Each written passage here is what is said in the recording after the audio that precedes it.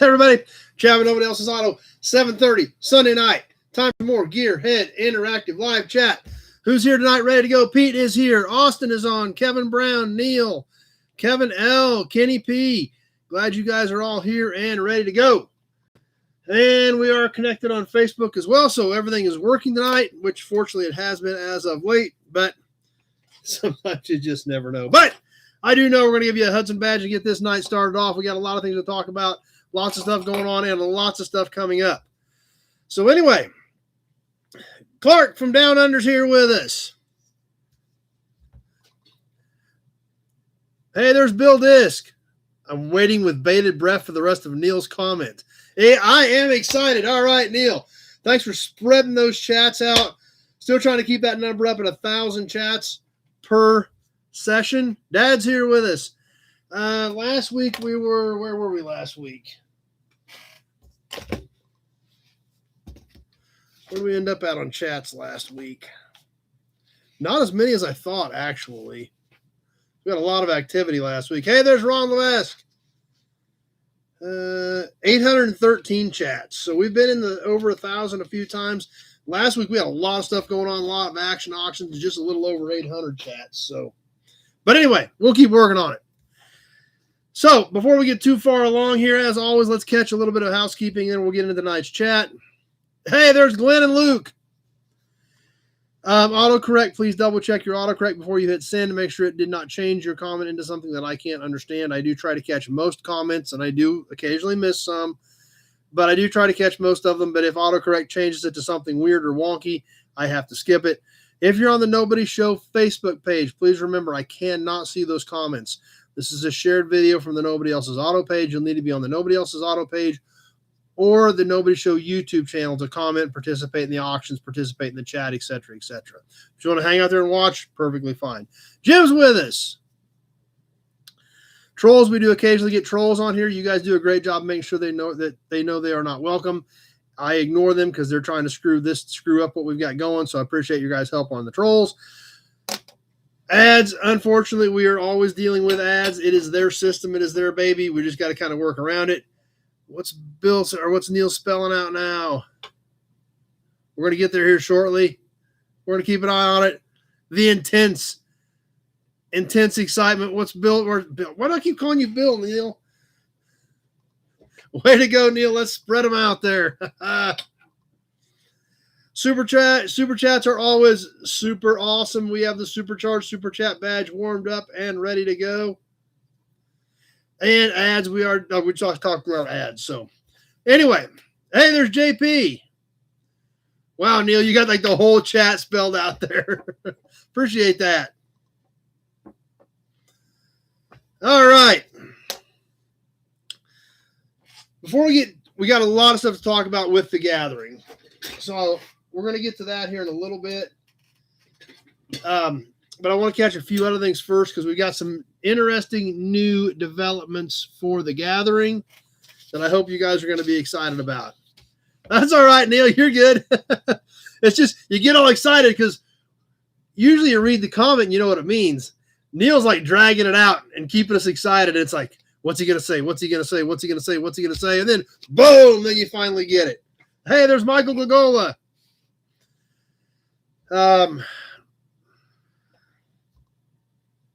Yeah, didn't want to interrupt Neil. We were all just sitting there watching, seeing what he was going to do. Hey, there's Hubcap. Motor Mark. Okay, let's see. What's coming up? Several things. Oh, real quick before we get too far along, too. Yeah, you can't wait, Austin. Anybody else that buys raffle tickets is probably not near as excited about you.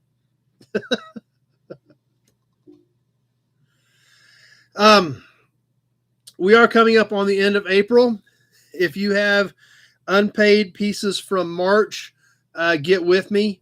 If you decide you didn't want it, that's fine. They'll go right back in the box and be resold.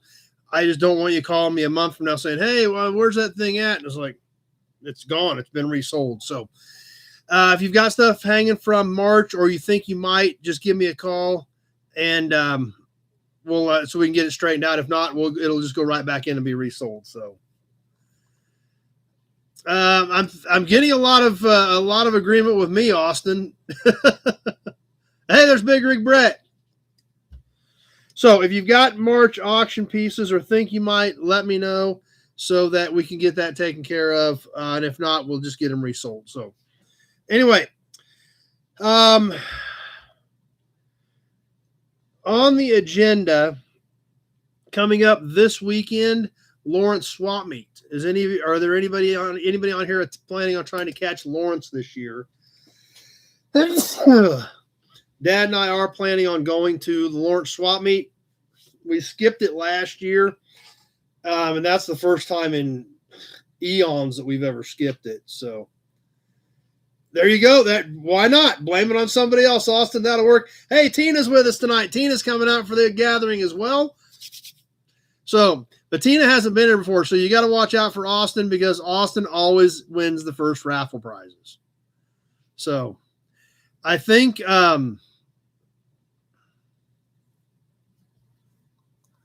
maybe I probably shouldn't say this because Austin may end up like detained at a car while we do the raffle drawing with help from others. But I can see where's Austin at? Oh, he must not be up here. I guess we got to start without him. Picture Austin frantically chewing through duct tape to get away from the door handle he got taped to. Tina's going to Lawrence. Good. Might see you there. But so we're planning on doing Lawrence Swap Meet Friday and then part of Saturday morning. Awesome, Mark. Glad they got there. And then, see? Kenny likes the idea. He's going to be in the plane. I wouldn't say that. They'll probably tape the doors shut on you or something. We can't find Austin. We don't know where he's at.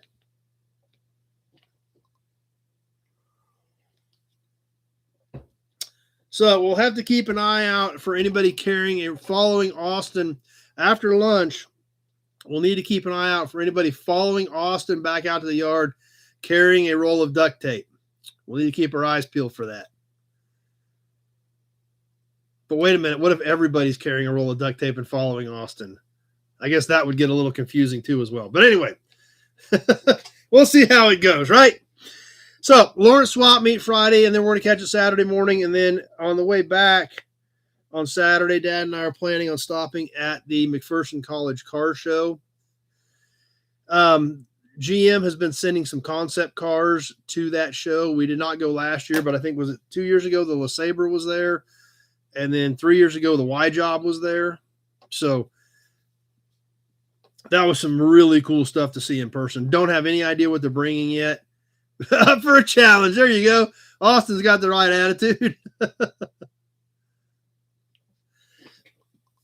But so I kind of been keeping my eyes peeled to see what, if they're going to announce what GM is bringing to the McPherson College Car Show, but I haven't seen anything as of yet. So we're coming back from Lawrence. We can kind of swing through that way anyhow. So planning on catching that on Saturday on the way back. Tractor Mike is here with us. Just got off the phone with Tractor Mike a little bit ago. We got some fun stuff to talk about that he did today too. Do we have any Corvair guys on here, by the way? If you are, stay tuned. But for now, have a Hudson badge. A lot of old race cars in Salina on this coming Sunday, Glenn, like the 3rd or whatever. Hey, there's Leo.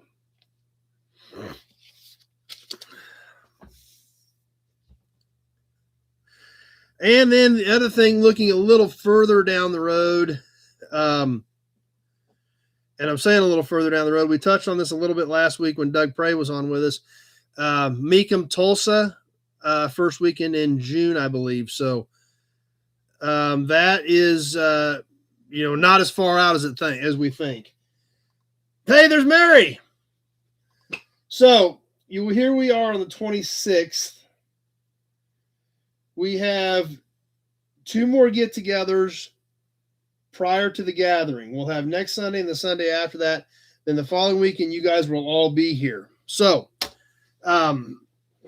that's what is kind of on my schedule. But Meekum Tulsa is another one I've got on my list if any of you guys are going to be around to and wanted to catch that as well.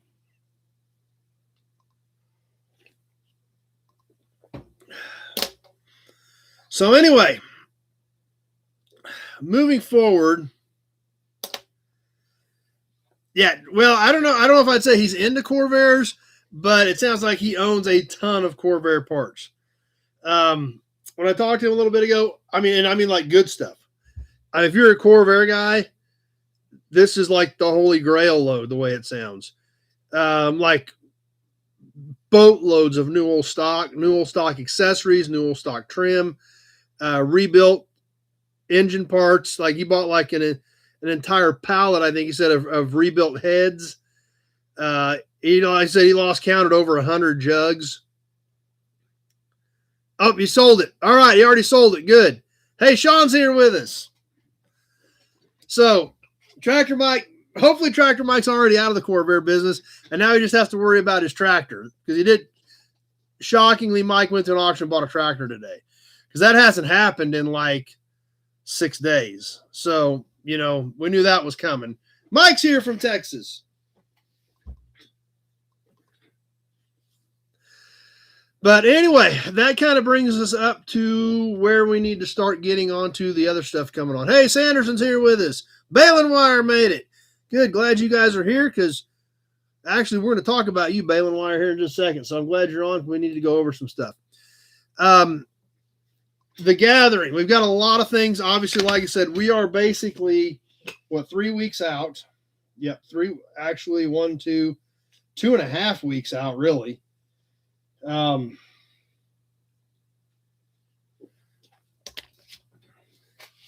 that was a neat little car, that wagon. Got a video coming up on one of those that I just picked up a while back. But here's what and obviously being 2.5 weeks out, we're getting some stuff nailed down. So who caught the video on the house on Friday night? Did not get a ton of views. Did not expect it to get a ton of views. Addie said you need to do it. It's part of the story, and it is part of the story. Corvairs are cheap. Corvair parts are cheaper. Bill watched it. Kevin L. watched it. Austin watched it. Okay, so I hope some of you guys caught it. Kenny caught it. Balin Wire did. Okay, good. So, and like I said, I know it's not going to. Pete saw it. Mike saw it. Great. I knew it wasn't going to get a ton of views. I didn't expect it to. But obviously, it's part of the story. So, what I was hoping some of you guys did see it. Mark liked it. Great. It's a heck of a story, really, when you think about the grand scheme of things. Thanks, Kevin. Appreciate that. That, mom and dad built that thing in, basically tore that house down and had the other one up and closed in like 9 months and just did it part-time. Dad was still doing cars in the evenings and still had a full-time job and built a house on the weekends in the summer of 1983. Now, obviously, it took almost 2 years to finish it from that point. But, yeah, check it out, Michael. I think you'll like it. Glad you enjoyed it, Kenny. Hey, there's Daniel. And in fact, we've been working on story time from the same window. The car we've got tonight was done in the summer of '83 while that house was being built. So, there was, when you look back, of course, at the time, I was 9 years old or whatever, and everything was a blur. I remember, hey, there's Christine. I remember cleaning nails out of a lot of boards. I remember that very well. And, it's crazy that all came together in that short amount of time that, in the springtime, there's this old decrepit 2-story house, and by December 1st, there was a new one standing in its place.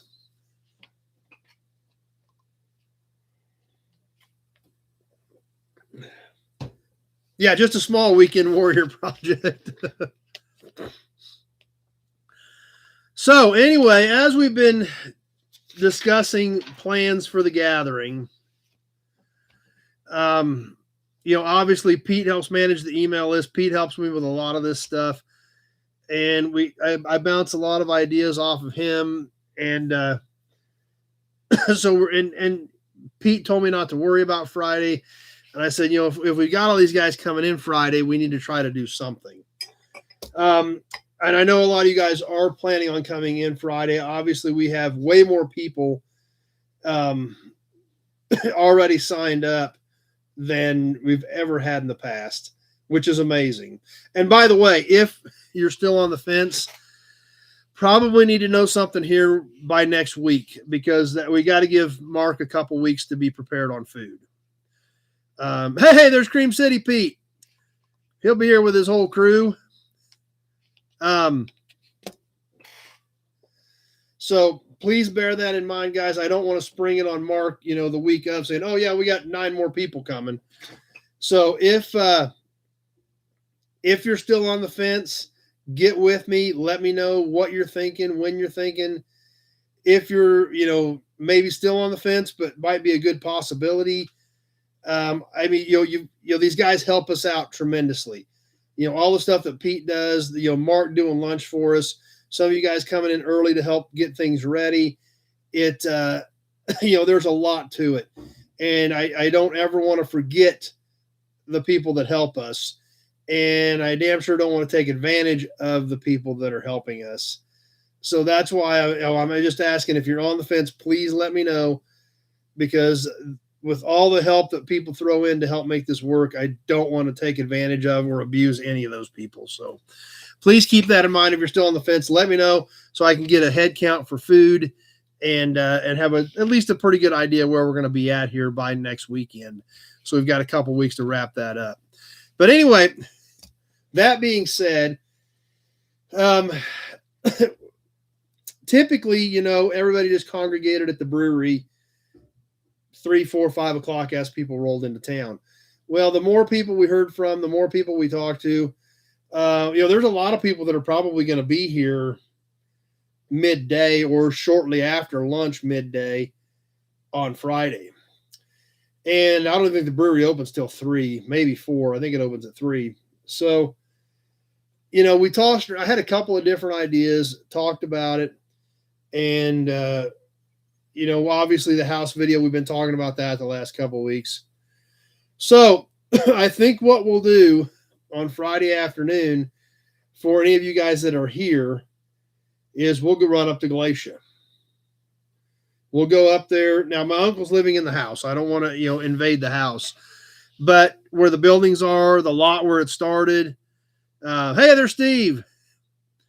Is anybody interested in doing that? It's about 23 miles. So basically it's about a 30-minute drive. So is that of interest to any of you guys that are coming in early to run up there? Austin's ready. And, and like I said, I'm just putting the finishing touches on this stuff. So I would imagine some of us could probably carpool together and probably try to put something like that together. So kind of wanted to feel it out, see what you guys think. Obviously, Austin and Bill are ready to go now. So just curious as to if, and there again, I don't know how many guys are going to be here, but we heard of enough people that even if it's 5 or 10 people, okay, Scott, Dad just said, Scott, my uncle said we can go to the house too.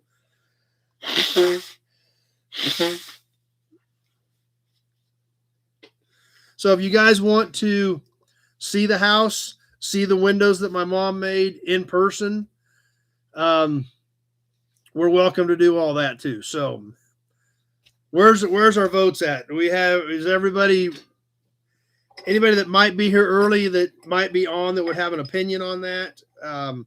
And like I said, we could, I think we could get, depending on how many people there are, carpool, get some people grouped together.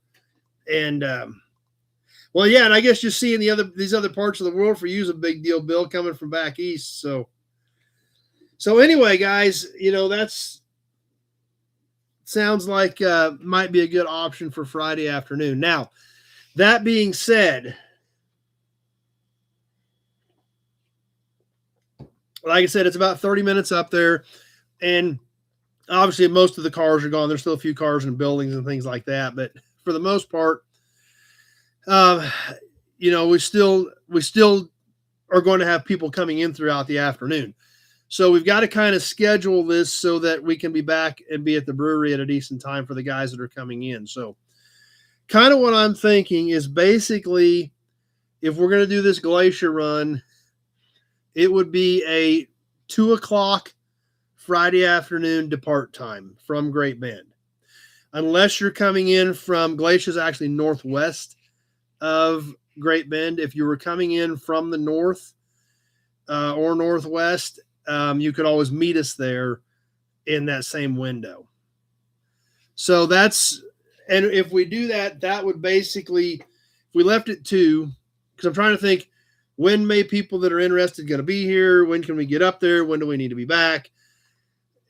I try to think about all this stuff and try to be cognizant of all the different pieces of this puzzle that are coming together.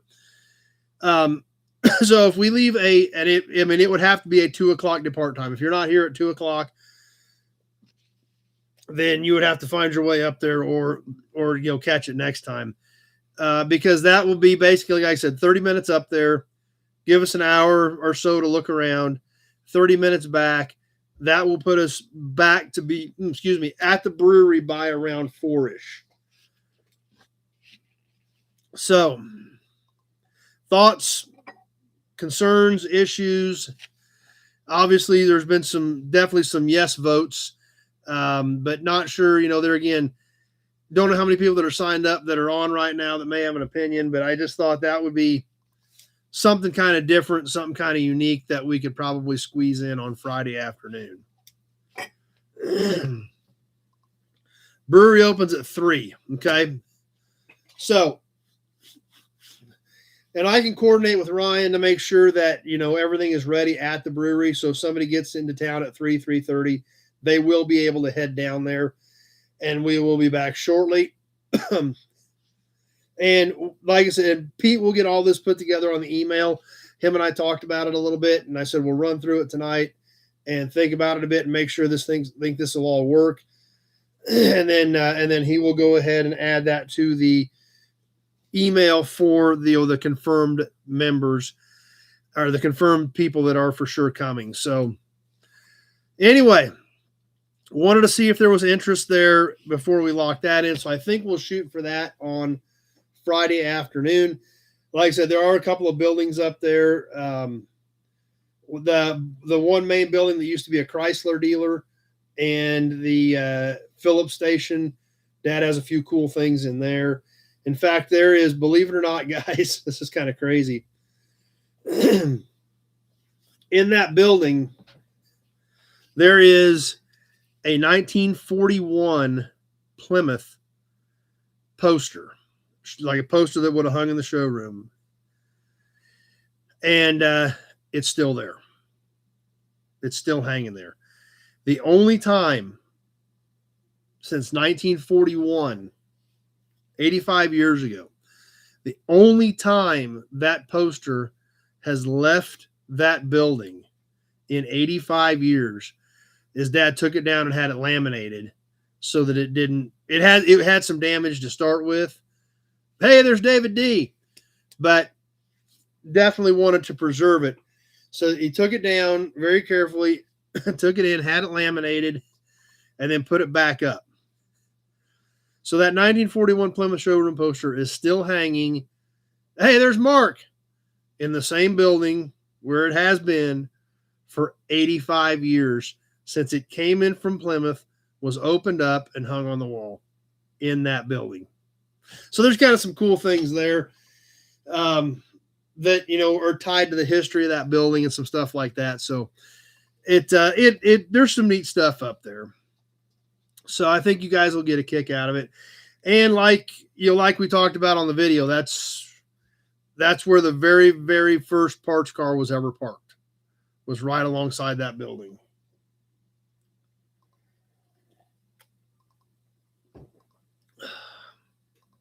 So, and then Friday, like I said, we'll hang out at the brewery. They will have food trucks there. Steve Reed's here. Flatlanders is out of town that weekend, so I don't remember who the food truck was. Ryan told us. Then, of course, we've got Gambino's Pizza right next door. You can run over and grab a pizza. Lumpy Sports Bar just across the parking lot. I know some of you guys have walked over to Lumpy's and ate. So, and it's good too. So so plenty of stuff there to do. And we'll see we'll have a great time Friday evening at the brewery. Saturday morning, May 16th, the official day. What we've kind of got planned out is there is actually an auction that day, but I was out there the other day and they don't have a lot of car stuff there. There's a little bit, but not much.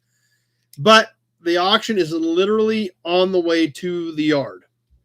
As you're driving north out of Great Bend on 281, you're literally going to drive right past the auction. So we'll probably stop there.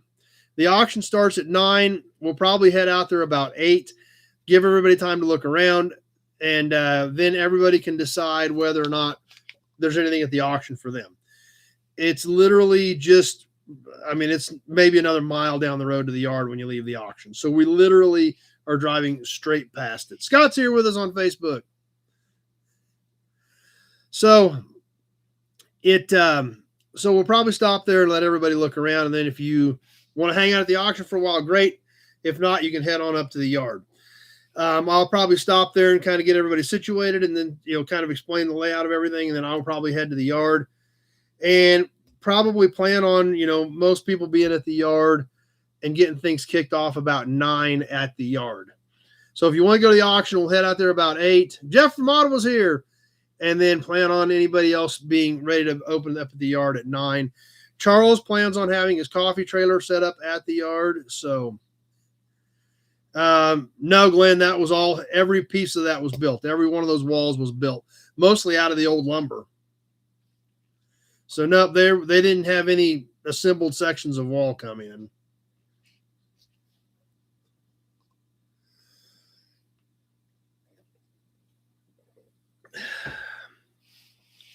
So anyway, Charles is planning on setting up at the yard with a coffee trailer.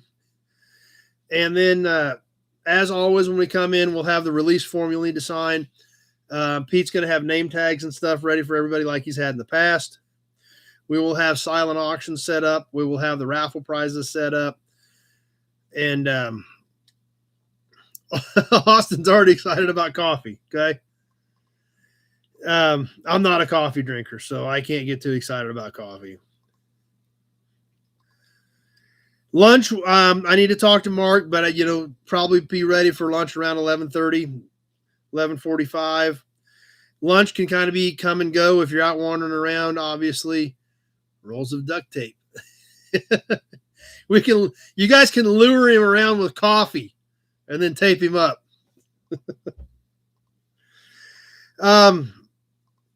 And lunch can be, if obviously whenever they start serving, whenever they're ready, it won't be anything, it'll be kind of a come and go thing. If you're still out looking at cars at 11:30 and you don't get up there till 12, that's fine. Some people can start eating at 11:30. It'll cycle through better that way. So I don't think that, that's going to be like a hard set time. It's going to be kind of come and go as you think. What are you doing, Ace? Ace, what are you doing? What are you doing, Ace? Come here, knucklehead. Bill's going to eat and walk. What? What are you doing? So throughout all this, obviously the silent auctions will be set up. And Shayla will probably have the raffle tickets again, be selling the raffle tickets. And I think we'll probably plan on wrapping all that up about 1:30. Hey, Big Job's here. Doesn't sound like a bad deal if you just finished the steak. Then after that, by the time, for the amount of people we're going to have here doing the raffles, the silent auctions, all that stuff, I'm shooting to head to town around 3-ish. So, and then obviously come into town to my place where the good cars are, to Dad's where the good car or his cars are at, stuff like that.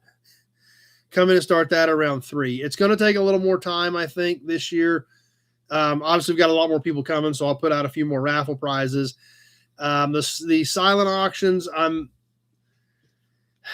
still on the fence, depending on what you guys think as to whether or not we want to post the silent auctions or a part of the silent auctions on Facebook, and let you guys play on there as well. I thought about doing the raffle, but that would be, I think, a challenge. Ace, what are you doing? Ace? So I think we may try to post some of the silent auction stuff, but there again, that's going to be somewhat on the from feedback from you guys if you're interested in participating. What are you idiots doing? And then, of course, back down to the brewery Saturday evening for interactive automotive trivia and more food and more beer. And then, of course, Sunday morning, like we've done in the past, just a quick grab and go meet at the shop here. Mark said he could whip something up for breakfast as well. And, gives everybody a chance to tell everybody goodbye. Anybody that brings trailers that are down here in trailer parking in my fenced lot, would be able to grab those then. So all that kind of stuff to think about. Okay. So that's kind of a rough schedule. That's true, Pete. Yeah, you guys kind of didn't look good that, Ryan puts this whole thing together for us, and some guy that just walks in off the floor smokes everybody. So, yeah, probably you guys probably need to sharpen your pencils a little bit and put your thinking caps on for that one. I guess that's one way to put it, Austin. Austin just put it right out there. He ain't going to hold back.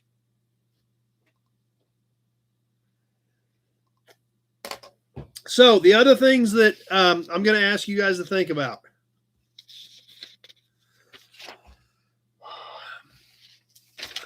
Obviously, baling wire, I need to get with you. Hey, Tim B's here.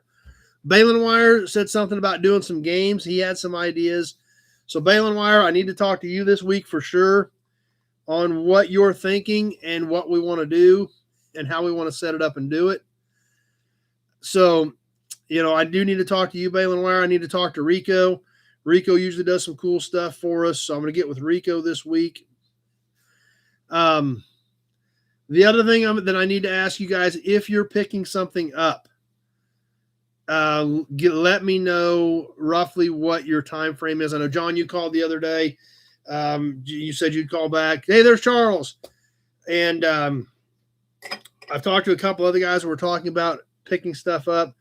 So if that is something you're thinking about doing,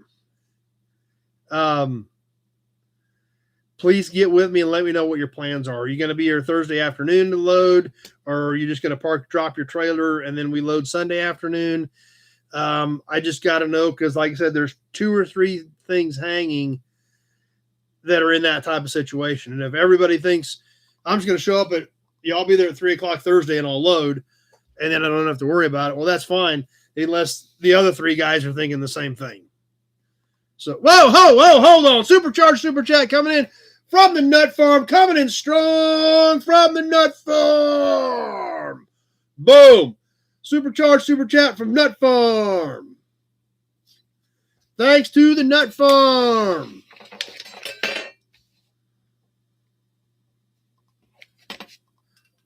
Perfect, baling wire. That's great. Yeah, so we can kind of get that planned out. Excellent.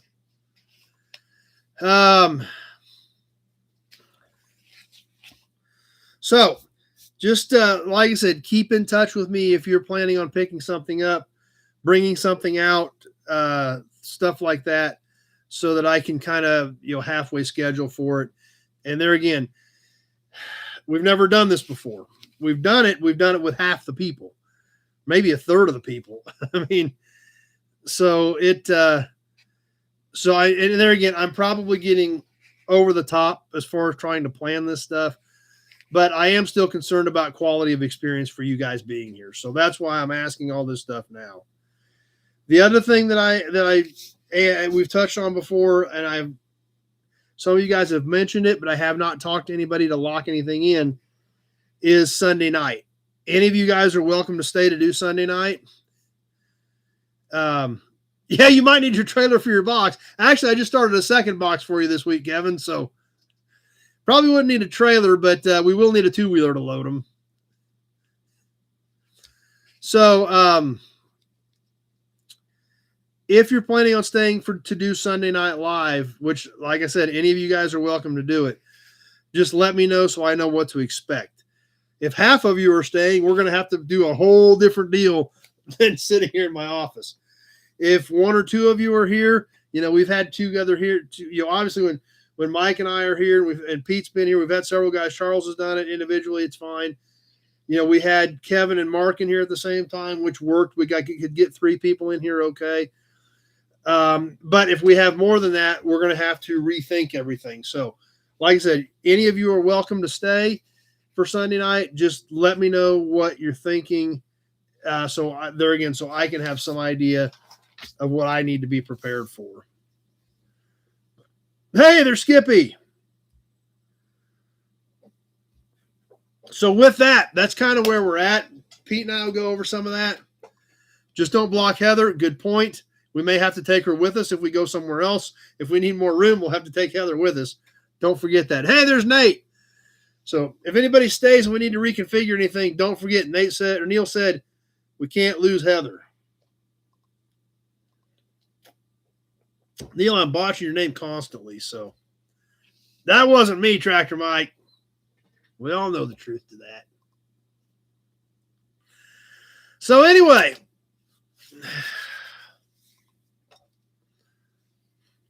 Demon Hunter's here. Oh, man.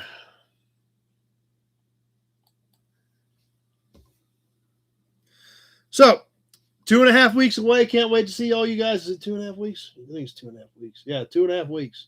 Holy cow. So we will get Pete and I will go over that, get that stuff updated, get it sent out. If you have any questions, be sure to call me. And like I said, if you're thinking about still trying to make it work, please let me know. So anyway,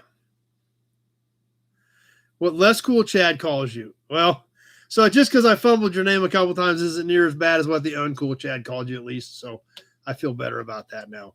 Wasn't intentional, Neil. We love you. So let's see what's going on the No Buddies page. If you guys are not on the No Buddies page on Facebook, be there. Check it out. Answer the questions. Andy or Zach will get you on the page. I do not manage that page. They do, so I don't have any control over it, but it's awesome to see you guys participating. Matt, out at the auction this weekend. All those Mitchell books are great. They have a ton of part numbers in those typically. Tractor Mike, like we mentioned earlier, did not buy any of the cars. Whoa, hold on. David D coming in with a supercharged super chat from David D. Thanks, David D. Always appreciate it.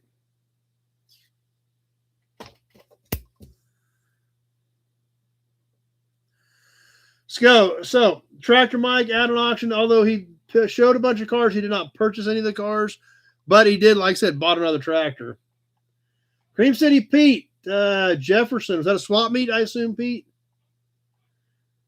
Nick out buying cans to go with his license plates. It's a slippery slope, my friend. Oh, wow. Yeah, and there again, glad to see you guys are there for support. Did you guys see that? Did anybody see Nick's comment about oil cans? Yep, Mr. Andrew, that is 3536 supercharged Auburn off the hood. That is exactly where it came from. We actually looked at the blueprints for the car a couple weeks ago.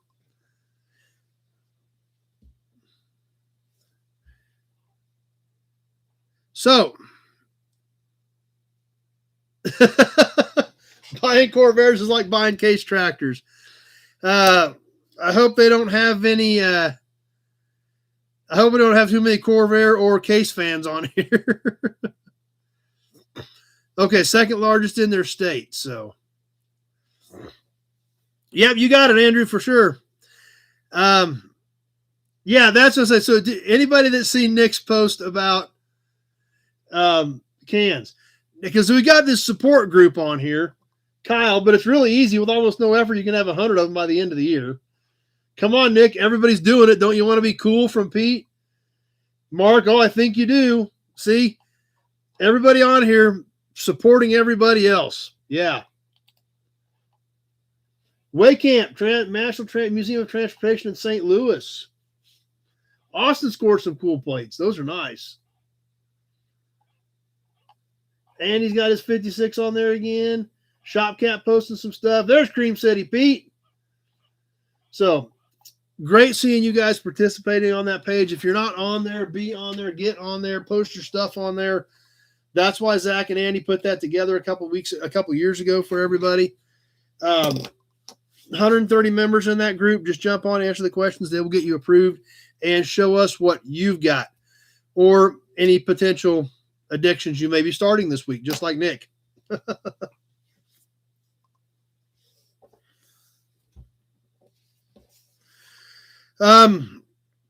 Let's catch a couple more things, and then are we doing auctions tonight, guys?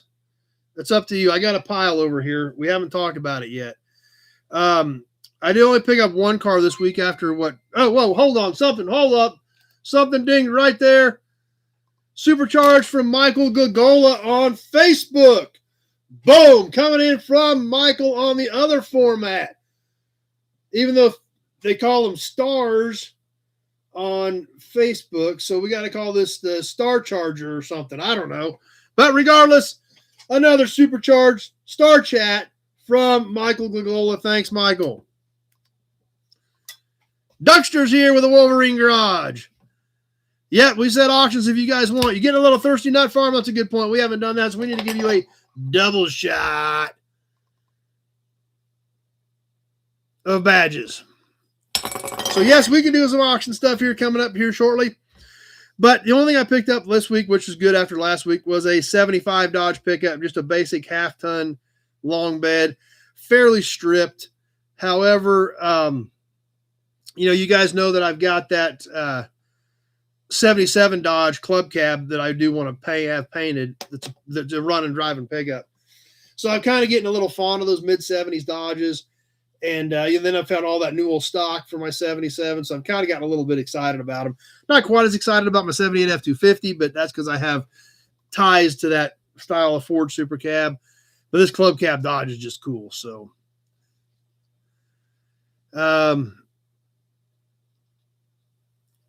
yeah, those 41 Buick fender skirt moldings are fairly desirable. So anyway,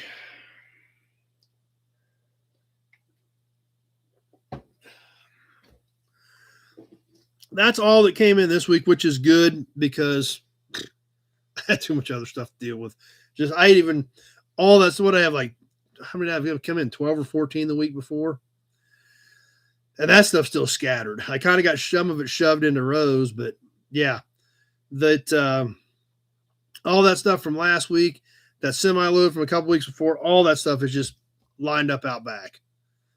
So it's been crazy. Just drop them, line them up, drop them, line them up, drop them, line them up. So I got to get some time spent back there and kind of regroup a little bit. So I really didn't need too many more cars coming in this week. So anyway, let's catch a promo because we haven't done one in a couple weeks, and then we'll do some auctions. Sound good, guys? That's a badge.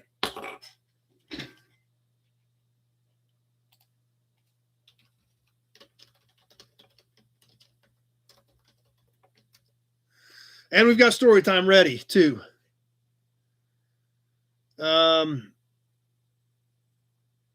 Yeah, that's fine, too. That's not a problem at all.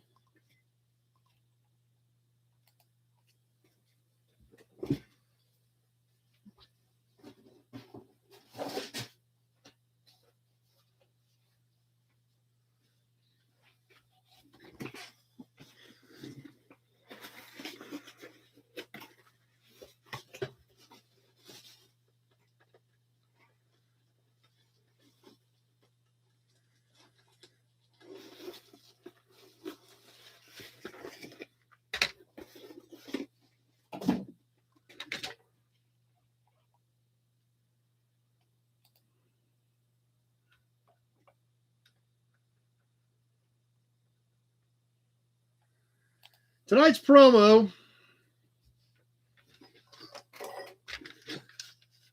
in kind of a rose color, kind of a rose. It shows like a rose poly for 1963. This is 3? Yeah, I thought it was a 3. On this 1963 Ford Thunderbird. Now, this promo looks pretty decent. It's got a few scuffs on it. It could be polished out, I think. But it's intact. It's not chipped up. It's not beat up. We're missing one taillight lens on this particular Thunderbird. But it appears all original. Tires, wheel covers, everything. And then, of course, being a 60s era Ford, we can learn something about it. Because, yes, just like all these 60s era Fords, it was a promotional piece. So they put all their information on the bottom of this. So we'll read a little bit. I'm sure you guys can't see it on your screen, but we'll read a few of the things that Ford has highlighted on the 63 Thunderbird. There goes the hearts. Okay. 4-barrel 390 V8. 2-year or 36,000 mile antifreeze protection. Welded integral body and frame for quietness and strength. Thunderbird, unique in all the world. New Thunderbird 463. Special 3-phase rust prevention treatment. Cruise-o-matic drive, power steering, and self-adjusting power brakes. All standard equipment. Wide tread, 100,000 miles or 5-year major chassis lubrication. Swing-away steering wheel standard on the new for 1963 Ford Thunderbird.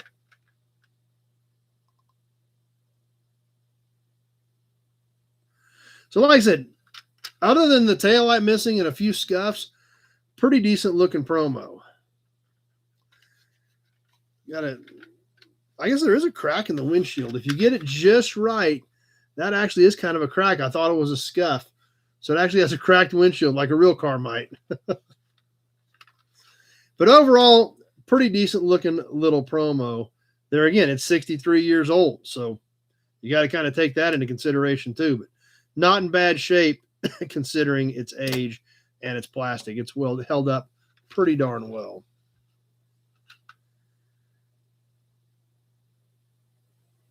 But we hadn't done a promo in a few weeks, so I thought we better squeeze one in real quick.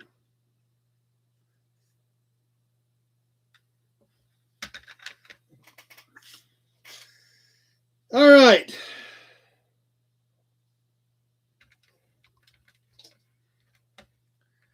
Yeah, that's fine, Jeff. If you want to send cash, that's what I meant. Yeah, I mean, we can.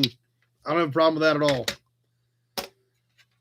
Then I know that gets kind of sticky too. So anyway, let's put the promo away, and I guess we're ready to drag up some auction piles.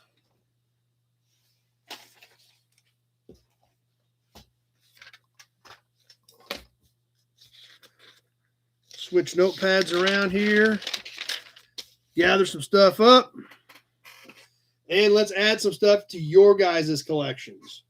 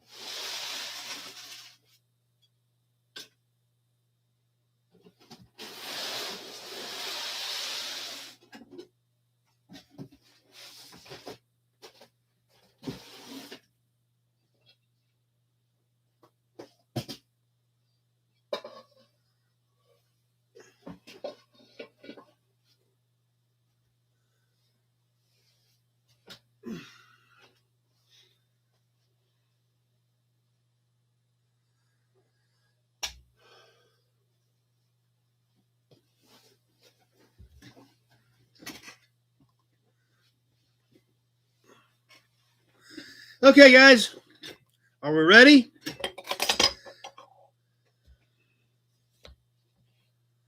That's right. Enable the addicts. That's right. Hey, guys, I got some cool stuff over here. Yeah.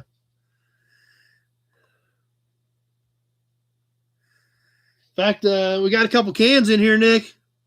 Yeah, got some cans.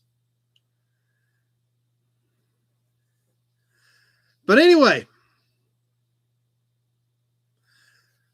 just like we do, we'll hold up a piece. We'll show it to you. We'll talk about it. We may talk about that car a little bit. We'll point out any damage that the piece may have. Give you some dimensions on it so you have an idea what size something is that we're talking about. And as we're doing that, if it's something you're interested in, go ahead and throw a bid in out there so I know we have some interest in it. Full dollar amounts only, please. Shipping is included in the 48 states unless otherwise mentioned. If you're non-U.S., obviously, like I said, you can. I don't have a problem with you playing. Just have to get me paid, and you'll be responsible for non-U.S. shipping. So, I'm an enabler. As always, we will go 90 seconds. I keep my phone right here by the computer. No, we haven't got to that yet, Kenny, but we will do that here just in a second because we need to talk about that. So we'll do that before we start the auctions. That's right. Do not bid 31. For some reason, it will not show. We'll go 90 seconds. I will let you know when 30 seconds has passed. I will let you know when 60 seconds has passed. And when this says 130 across here, I will announce the winner based on what I see on my screens at that point. I do know sometimes you guys see different things than what I do based on the feed. All I can go by is what I see either here on YouTube or over here on Facebook. That's all I've got that I can look at. So anything that pops up later than that, unfortunately, there isn't anything I can do about it, although typically I would rather take those because they're usually a lot more money. But that's kind of the rules we've set up. That's the rules we've stuck to. So that's, unfortunately, I guess, the game we got to play sometimes, at least when I'm trying to sell it. So we've got a piece that Glenn donated back we need to try to sell tonight. We'll start off with a few smaller things. As always, on the first few things, I will announce all the bids as I see them so you guys can get an idea of where the feed is at. After the first few items, I'll probably just announce the high bids as I see them. And we will start off with a few smaller things to kind of get everybody's feet wet and figure out where your delay is at. Everybody has a delay. Sometimes it's a couple seconds. Sometimes it can be 10 or 20 seconds. Now's a good time to hit refresh. Make sure you are current in the chat so that your bids are coming in timely based on what you think you're bidding on.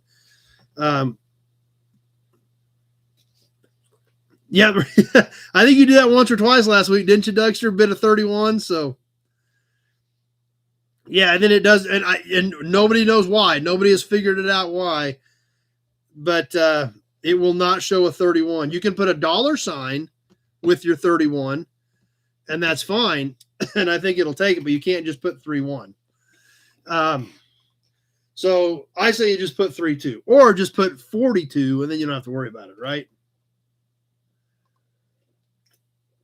Sounds like a good plan to me, but I'm the one selling it. So anyway, are we ready, guys?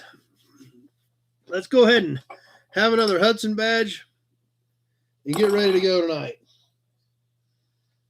I did find some other stuff that we haven't done in a while, so let's do some of this.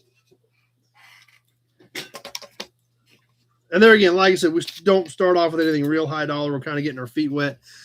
And we haven't done any of these in a while, but I did come up with another box. There's kind of some cool stuff in it of pens. Yeah, or a letter in front of the bid, but the $sign you will catch it too, Chris. So that's usually the easiest. So, but yeah, something to denote that it's not just a 3-1 for some reason.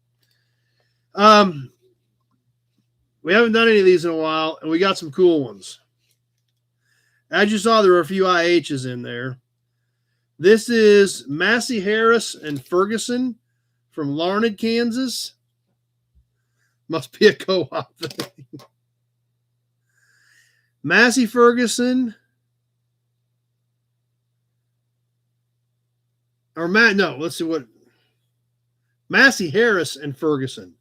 So this was Massey Harris and Ferguson, Larned, Kansas. International. IH. McCormick Farm Equipment, Pratt, Kansas.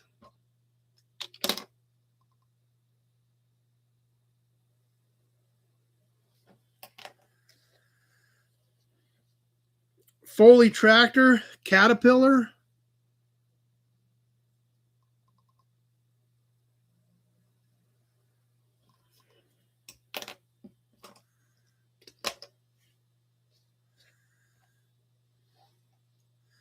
IH McCormick Farm Stores, Hayes and La Crosse.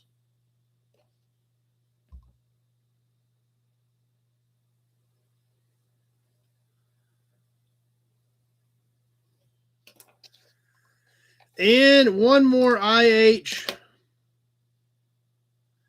Inman Implement Company, Inman, Kansas, of IH.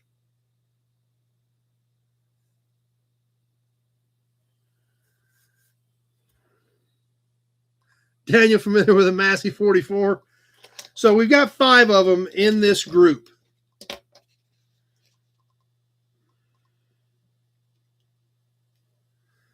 So there's 3 IH, 1 Massey Harris, 1 Cat.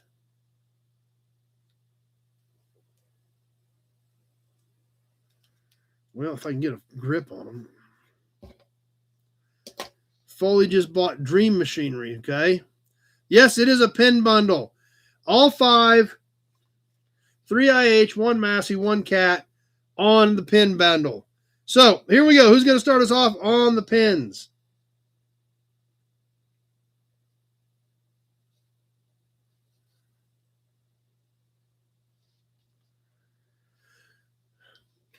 No ag people on tonight. 12 with Christine.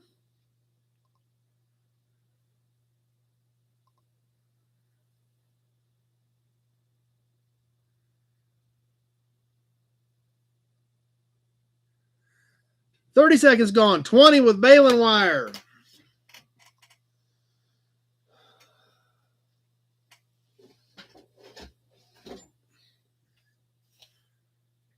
Only bid on co-ops.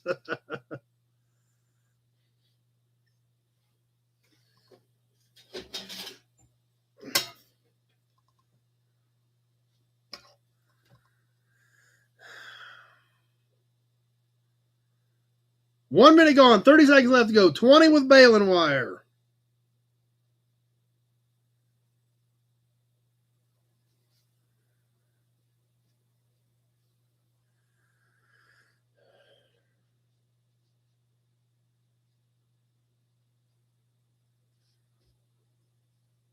About ready to wind this one down. I got 20 with baling wire. He's an IH guy, so we know what he's after. And that does it. Baling wire at 20. Going to his IH collection.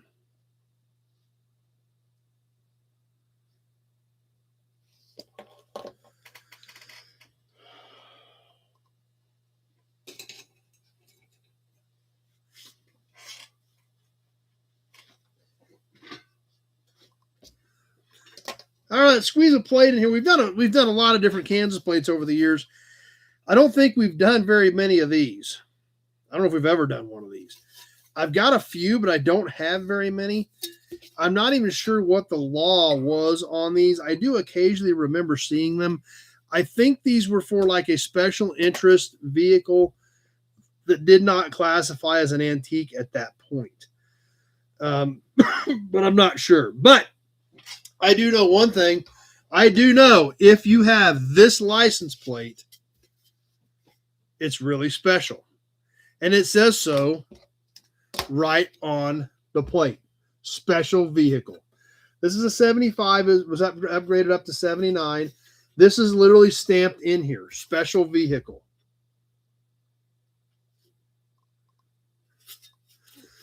Green with white letters, 1975, all stamped, except for when they started using the stickers on these. So I thought this one was kind of different. It literally is special because it says so right here. There. So there's a different one. Let's get going on the 75 Kansas special plate. And I will look for some more stuff to sell to you guys. 18 with Christine.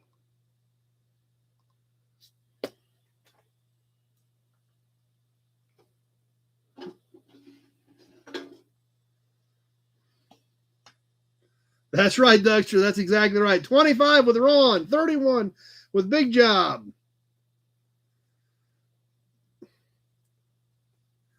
Bill said all of his teachers called him special. Could be Nut Farm. That's true. You look a little thirsty. 30 seconds gone. We're at 31. No, 32 with Dougster. We were at 31 with Big Job.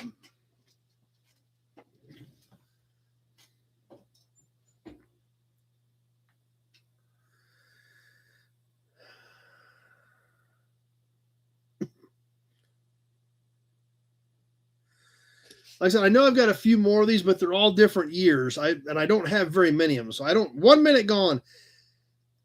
I don't know. That's true. It did work. So, not sure what the reasoning was behind these. Not very common. So something kind of different. Like I said, I've got a few others, but none of them are the same year. They're all different colors. And I don't have, I mean, I've only got a handful of them compared to the fact that I've got thousands of Kansas plates. Just very few of these. 34 with Dougster. And that gets it done. 34 with Dougster. Facebook bounced at the just as it was going. 42 with Steve, and it was too late. 34 with Dougster.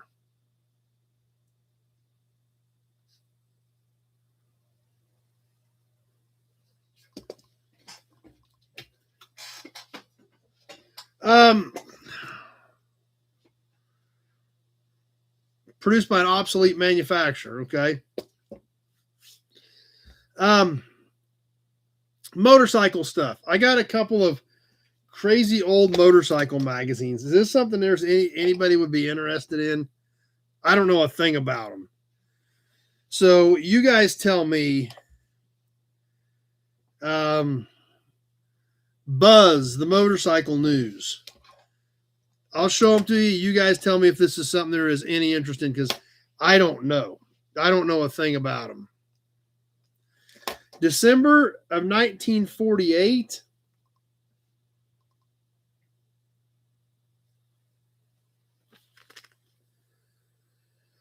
It has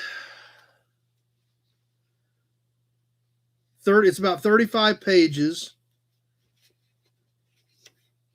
Still has the subscription card in here if you're interested.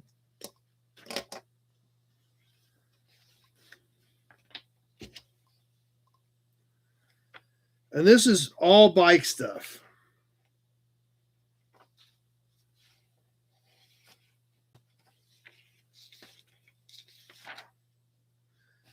And I've got two of them. The other one is December of 49.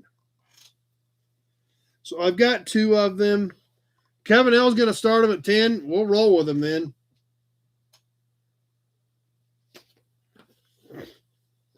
So like I said, I don't have a clue. They're kind of neat, but I just don't know a lot about the motorcycle world. Got it in a box of car brochures. I mean, if you're into bikes, there's probably some cool stuff. Let's catch a buzz. There you go.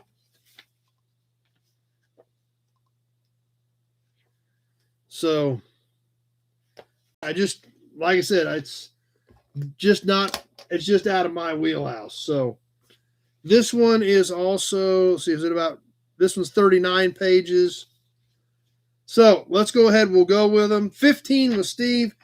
So some of you guys like them. They're kind of cool. I mean, if you were into this stuff, I'm sure it's super cool. I just don't know a thing about them. So let's get rolling on them. We'll sell them to you. Buzz, the motorcycle news.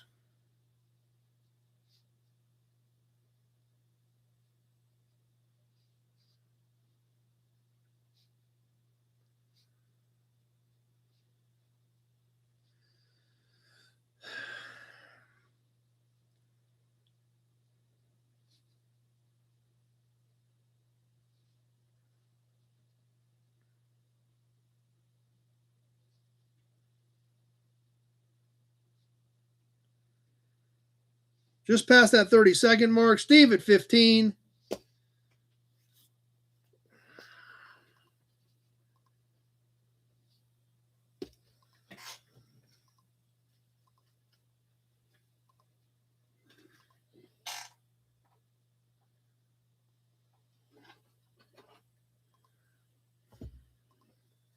One minute gone.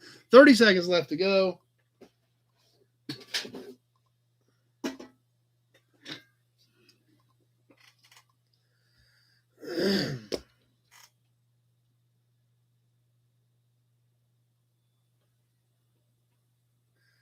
15 with Steve. We're ticking away on this one.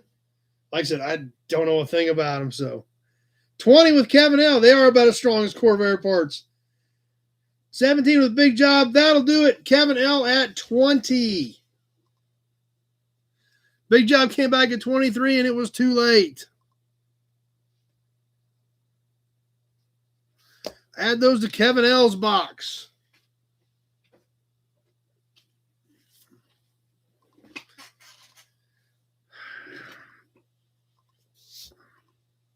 All right, let's do a can.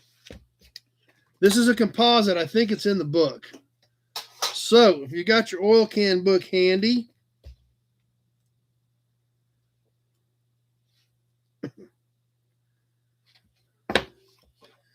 you can flip to page 69 in your oil can book.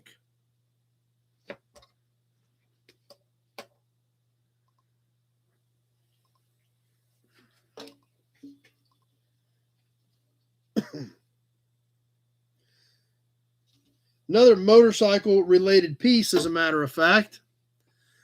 So if you get to page 69, you look at can number 747. This isn't flagged as an 80s can, but there is no barcode on it. So it is probably very early 80s. Can 747 Pennzoil 2-stroke. A lot of colors on this can. And there again, even though it's a composite, these aren't going to last. They are going to be collectible in the future. Starting to become so now, but they're going to be way harder to find because when these things were in old buildings, obviously the metal cans, as long as they were dry, they would usually hold up. The temperature changes can affect these composite quartz a lot more. And this one's really a pretty sharp can. You think about it, early 80s, this thing's 45 years old. It still looks pretty darn decent. 2-stroke motorcycle oil, Pennzoil 2-stroke oil on the back, small holes in the top, but also says 2-stroke on the top of it as well. So there again, not a crazy rare or super high dollar can, but a good looking can.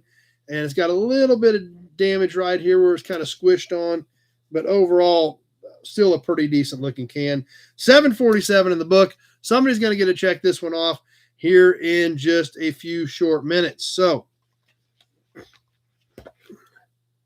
who's ready on the 2-stroke can? Where's Nick at? Here we go.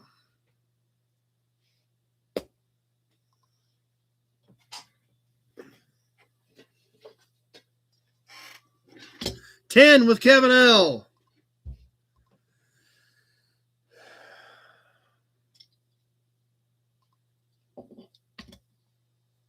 That's right. Sound your Z's. I've got one of those signs too.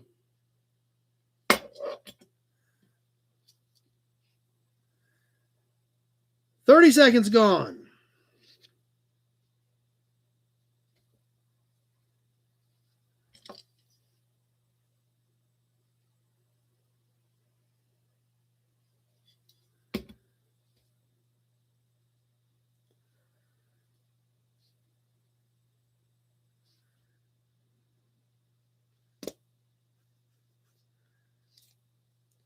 Coming up on the 1 minute mark. 1 minute gone, 30 seconds left to go.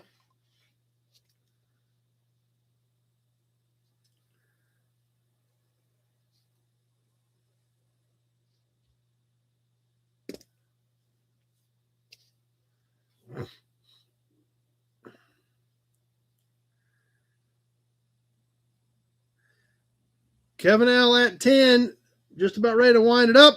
And another one going into Kevin L's box. Nick comes in at 131. Kevin L comes back, but at Kevin L at 10's who I had. I was thinking this is way too cheap. I was right. They just all came in too late. We'll see if we get another can squeeze in here in a little bit. But for now, we haven't done any toys yet tonight. We up for toys? We're always up for toys because we're not very smart. Oh, speaking of toys, we never got to the raffle. Next week, we're going to give away these 3 pieces. Let's do that real quick. We'll take there's Mark at 16. That was really late. You guys might want to refresh real quick. We'll touch base on the raffle. Just a couple of new entries this week into the raffle. Kevin Brown, Ron Levesque, and John Anderson. So, very good month to get in. Entries are super, super low this month. So, good month to get into the raffle. Next week, we will give away all 3 of those trucks. 3 different winners. So, that's exactly right, Sean. This is a Rolls-Royce, similar to the Tootsies we've been looking at, just a different brand. 40s era, based on the design of the car. Some paint chipping, but overall, not a bad looking toy considering it's probably 80 years old. On this little Rolls-Royce sedan.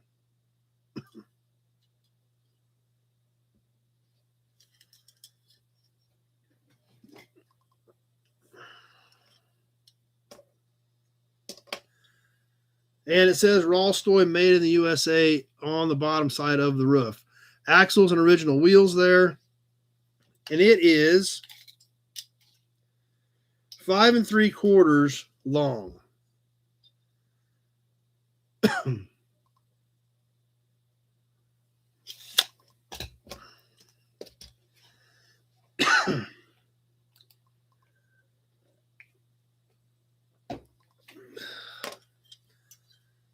Big job, got to jump off. That's all right.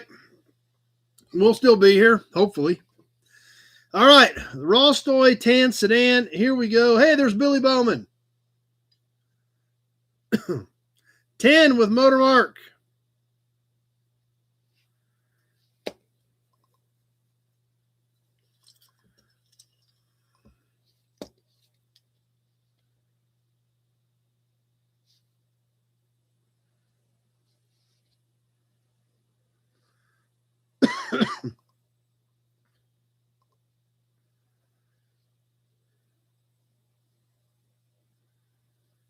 $30 seconds gone. Still just at 10. 11 with Sean. 15 with John. Or Sanderson. Yeah, they're 15. I get Anderson and Sanderson mixed up sometimes. 15 with Sanderson.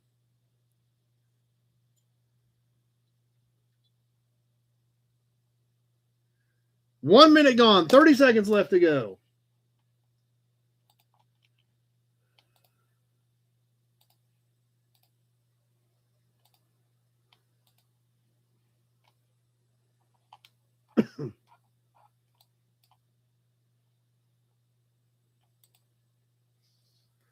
Just about ready to wind it down. 16 with Bill Disk.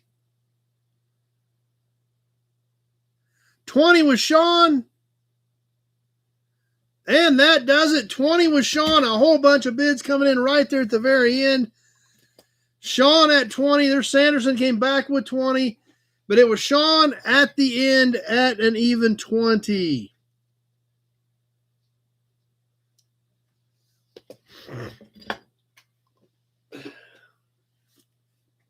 Haven't done any horn buttons yet tonight. We got a sharp one next.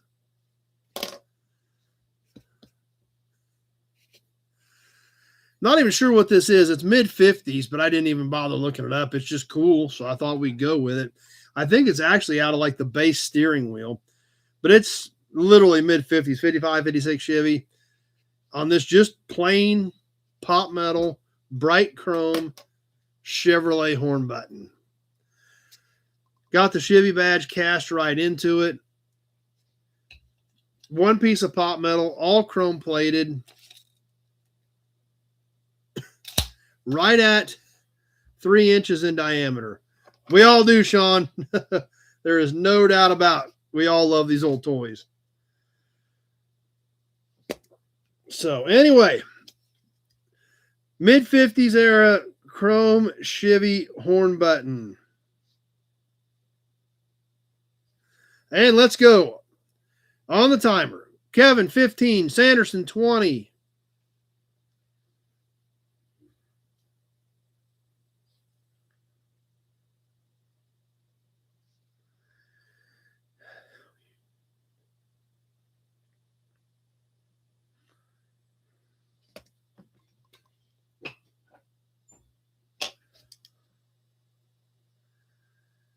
$22 with Sean.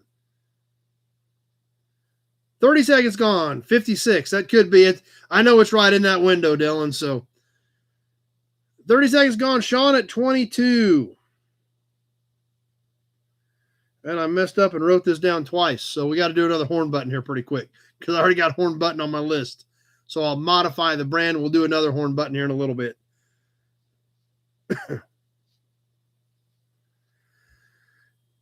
22 with Sean, and 1 minute is now past. 1 minute gone. 27 with Kevin L.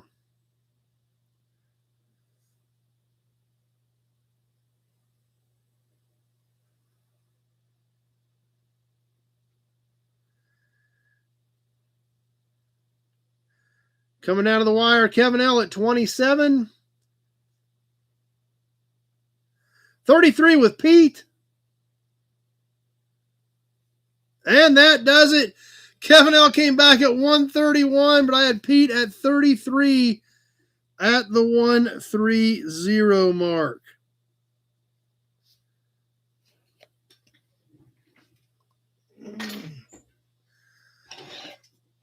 All right, we're going to do another plate.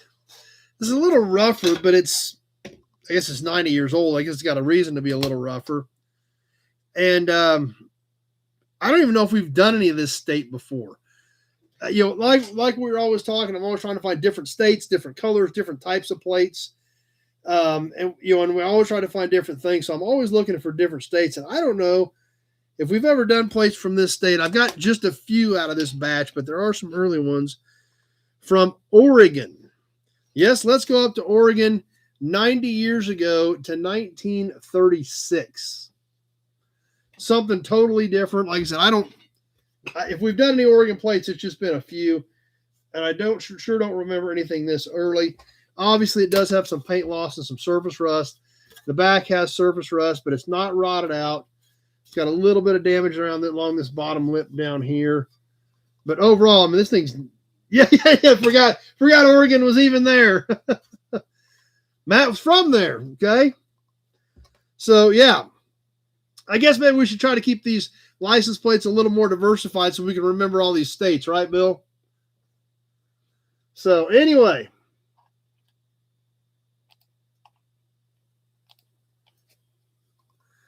Let's get this one on the timer on the 90-year-old 1936 Oregon. 15 with Austin.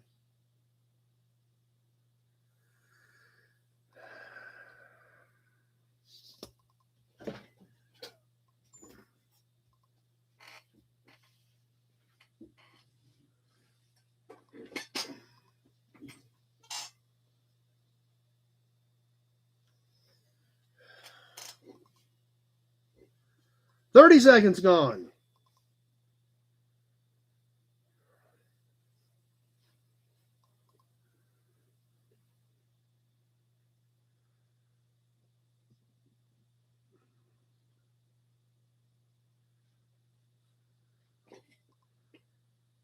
I think it's black. Like a silver or a gray and then black on the letters, I think, is what I'm thinking. 1 minute gone. Austin at 15. 16 with Dougster.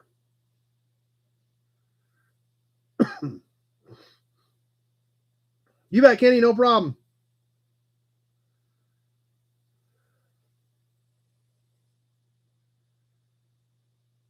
$16 with Dougster. We're ticking away. We're coming out of the end. 17, 20. And that gets it done. 20 with Austin right at the very end. Jesse had an 18. 20 with Austin.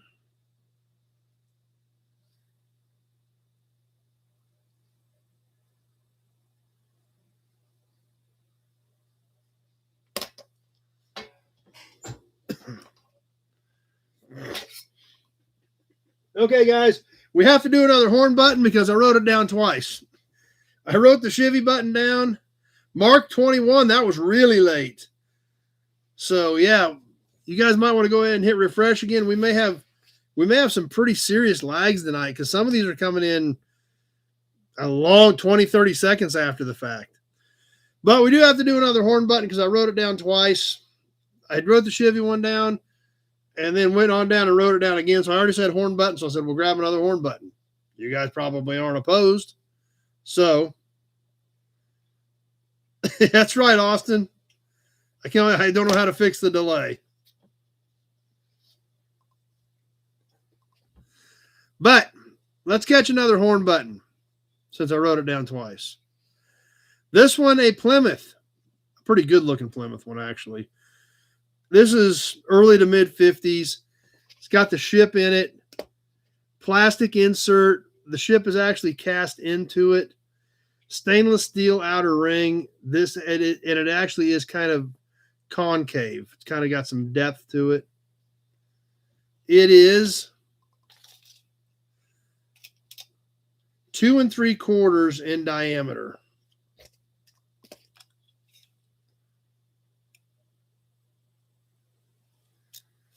So yeah, it sounds like everybody's having some issues. So we'll squeeze a couple more things in, then we'll probably move on for the night since everybody's having so much trouble. But regardless, right now, we're going to do this Plymouth horn button, and it's sharp.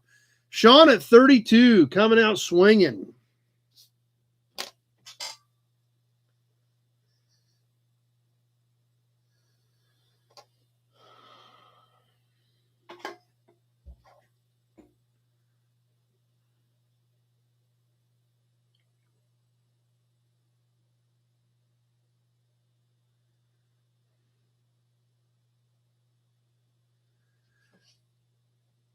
$30 seconds gone. 35 with Sanderson.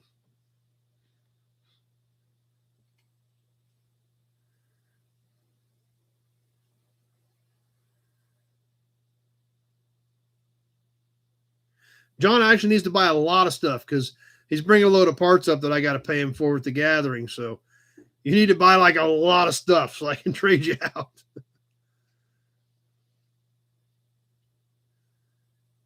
One minute gone. 30 seconds left to go. 35 with Sanderson.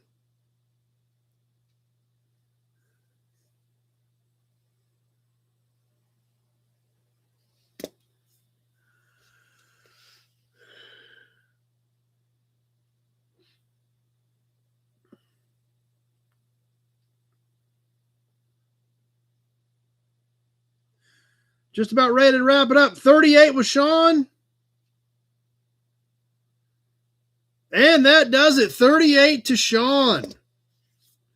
Kevin's lag is 7 to 10 seconds. It's happened a couple times to him, so sounds like we're definitely running into some issues tonight, guys.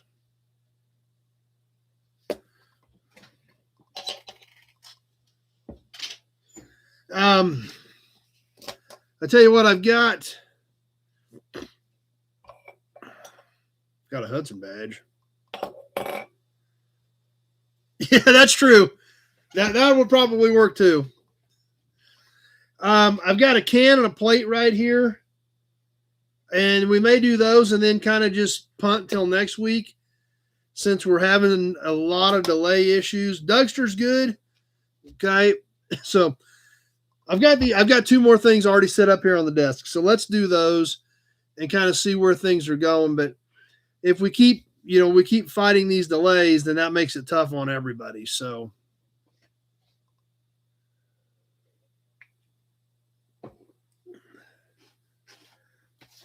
see if this can's in the book. There are storms out in our area, but it's not here, I don't think. I actually just popped up the other screen. Yeah, we're getting close now. But it looks like most of it's going to skirt us. East of us got it really bad. But there was a system right here, and I thought it was going to get us, but it's actually just skirting us right now. Because I just heard some thunder and actually popped up another screen with the radar on it just for a second. So, yeah, that's right, Austin. Okay, let me see if this can's in the book, and then we'll do it real quick. Yes, it is. Another one that's in the book. Kevin L's checked one off in his book. Maybe he'll check off two. This one is also a composite can from the 70s. Pretty sharp can. Derby Star Trans Fluid. Kind of a baby blue. Can number 216 on page 31 in your can book.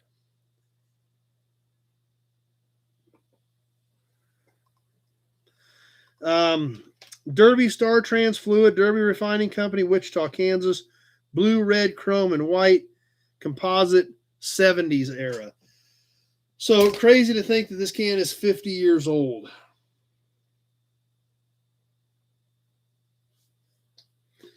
It's been punched on the top, but most of the lid is intact. The back, Derby Refining Company, Division of Colorado Oil and Gas Corporation, Wichita, Kansas.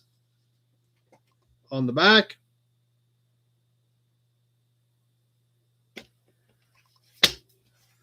So pretty good looking can. So somebody's going to check another one off in their can book on this Derby composite quart from the 70s.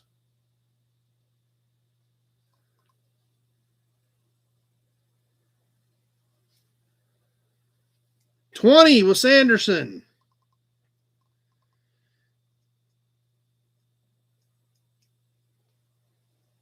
And here we go. I had to wake the phone back up. Good looking Derby quart.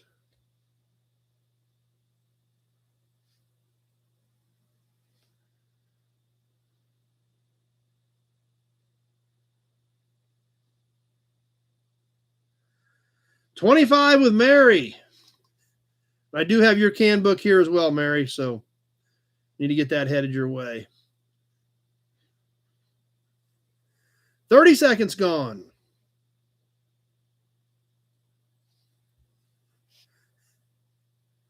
$35 with Steve.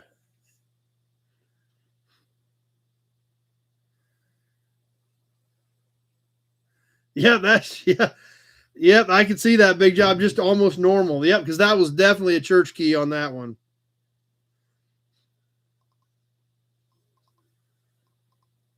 $35 with Steve on the Derby Star Trans. 1 minute gone, 30 seconds left to go.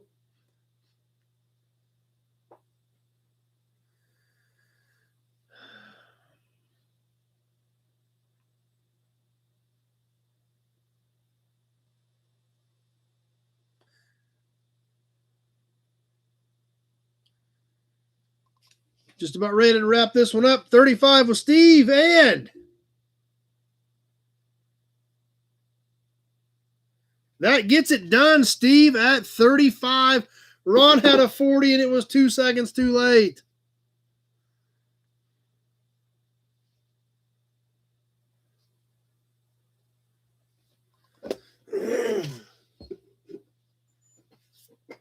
All right, I got one other funky little plate here.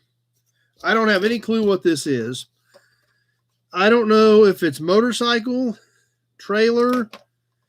I don't know what it is. I know you need a Hudson badge at this point, but it's kind of a cute little dude. Bright colors, yellow with red letters. From Illinois. 1970, Land of Lincoln, Illinois. Dennis had a 45. That literally just popped up. Literally just saw that, Dennis. That's how late some of this stuff is dragging. Wow. So there were Ron, Mary, and Dennis all, way late. Ron was close, but Mary's and Dennis's were way late. And Mary was in there bidding because she had bid earlier. So that tells me that we've got a pretty significant delay because Mary was obviously watching and it still came up that late. So, okay, let's do this plate and then we may go ahead and move on to story time and stuff and hold off until next week on some more auction stuff.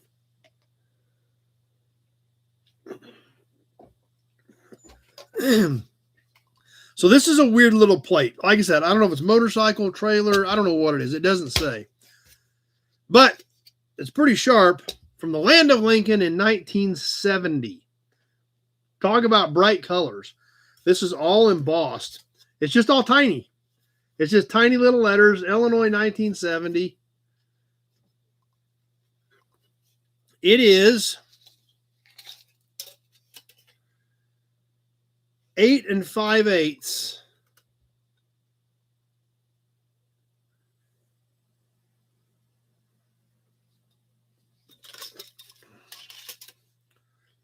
by about 4 1/8.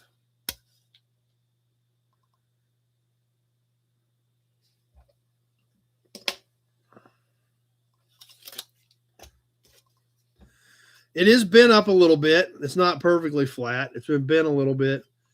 But like I said, the yellow with the red letters, it is bright, and it's kind of funky because all this stuff is stamped in and it's little teeny tiny letters. So anyway, on the 1970 Illinois, here we go. Let's sell this one, and then we'll kind of regroup and see where we're at.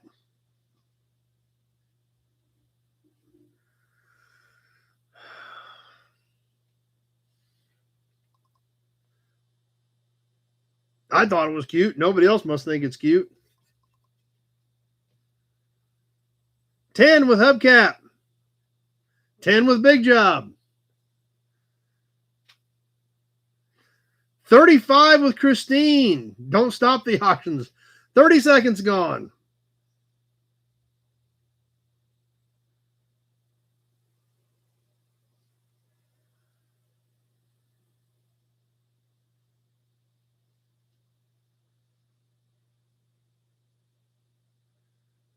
Yeah, now you could be right, Bill.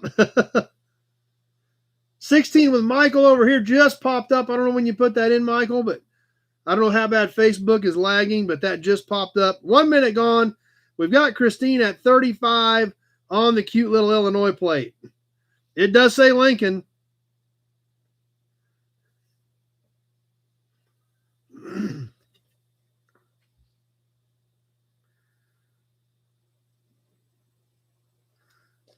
Ticking away. We got a few seconds left, but it looks like Christine may have this one in the bag.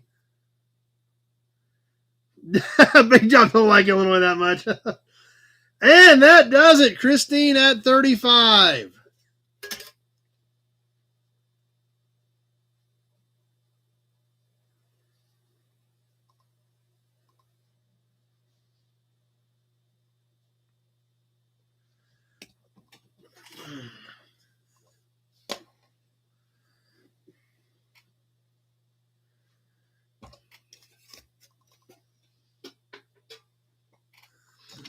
Okay, so you guys want to do a couple more, even though we're kind of fighting it?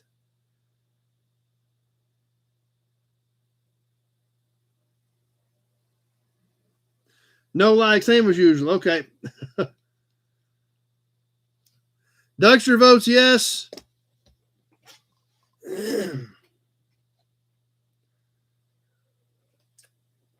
Okay, you guys are saying let's do a few more, even though we're kind of fighting it tonight. Okay. What do we want to do then? We haven't done a cap yet, right? How about a cap?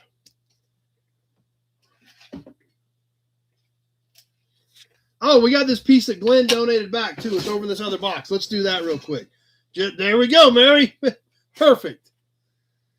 Okay, let's do this real quick. Glenn bought this. He said donate it back, sell it for Pioneer Village. We need to do that real quick. Great things through adversity. Emblem, I've got a really cool badge. I got a really cool badge that we need to sell.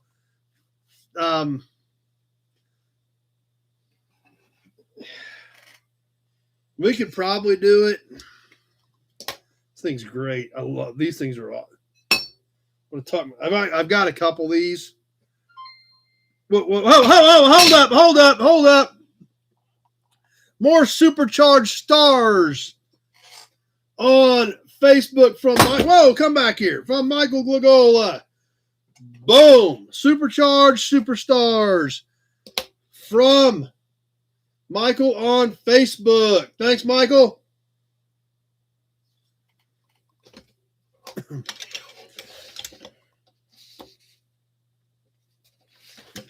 All right. Glenn donated this back, so sell it for Pioneer Village. He's starting the bidding off already at 20. That's right, exactly, Dougster. It is not Elvis's badge from Nixon. Not quite that cool, but it's pretty cool. So the little toy Tonka loader we sold last week, which is really cool.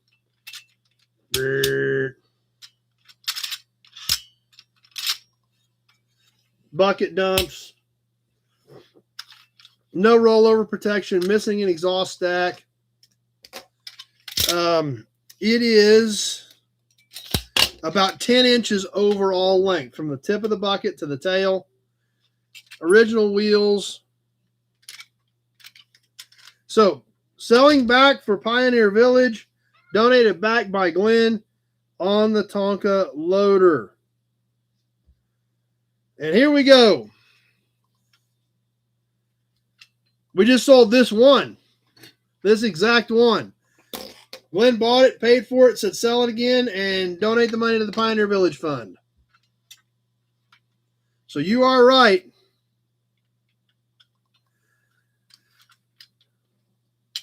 Glenn started us off at 20 on his own donation.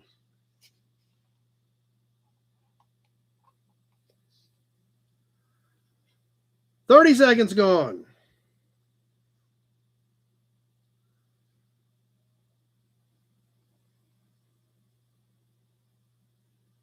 $22 with Christine.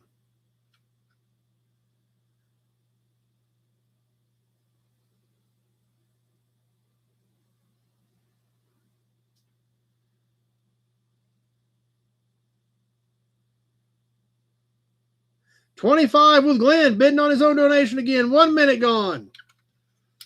But it's all for good fun and going to a good cause.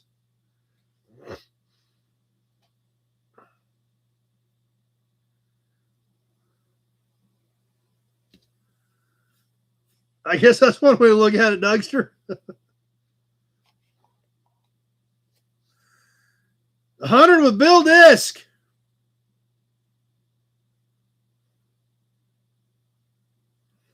And that does it. 100 with Bill Disc.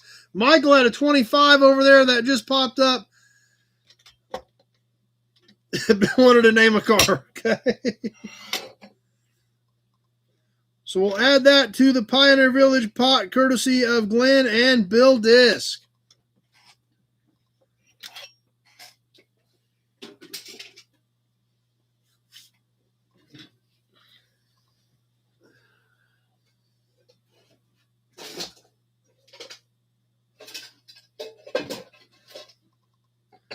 All right, cap. We haven't done a cap yet tonight. We need to do a cap.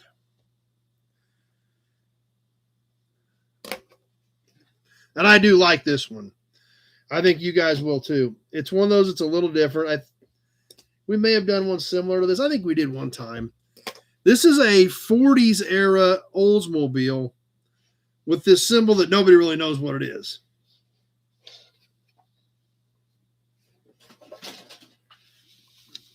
Polish it up a bit here. There we go. Had a few water spots on it. Remember this symbol that Oldsmobile used? Sounds good, Jeff. Glad you were here tonight. This is like 46, 47-ish probably.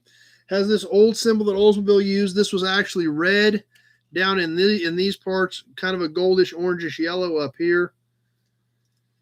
This is stamped in on the outside of the perimeter. These rings are also stamped in the cap. And then obviously we've got some fading on our color here. See a few dings and dents in the cap, but overall not bad. This is a steel base with a chrome cladding over it for Oldsmobile.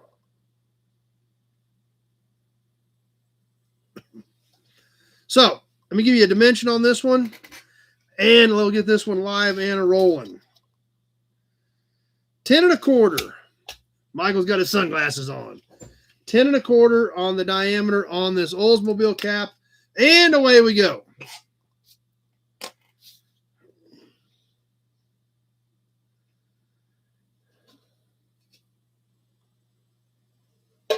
$10 with Kevin Brown.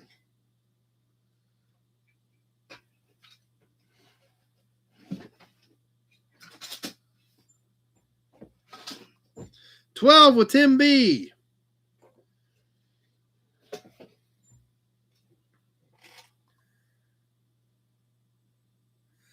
That's what's cool about it, though, Glenn. 30 seconds gone. You hang it on your wall, and people always say, what is that? What is that? That's what's fun about them.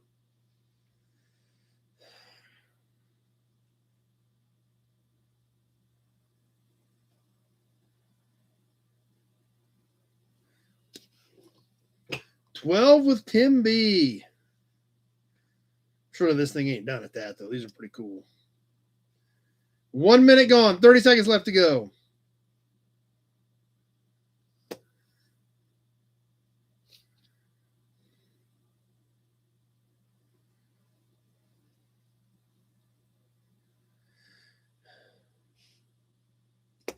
We're coming down to the wire. We're only at 12 on this thing. 13 with Hubcap. 28 with Kevin Brown. And that does it. 28 to Kevin Brown.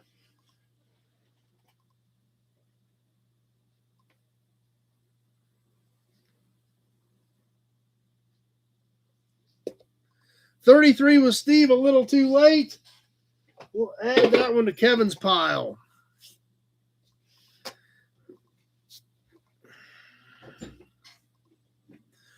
Okay, I got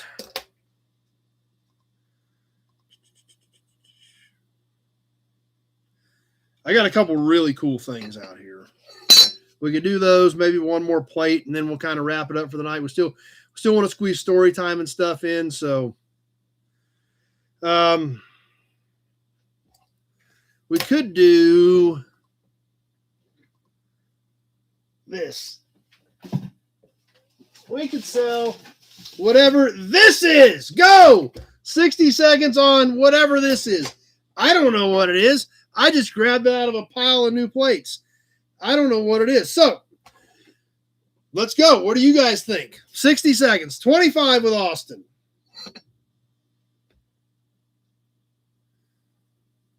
Yep, that's right. 35 with Christine.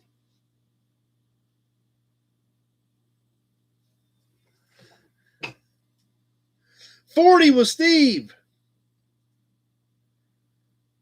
30 seconds gone. We're halfway there. We just hadn't done one yet tonight. I was like, well, we probably ought to slide one of these in.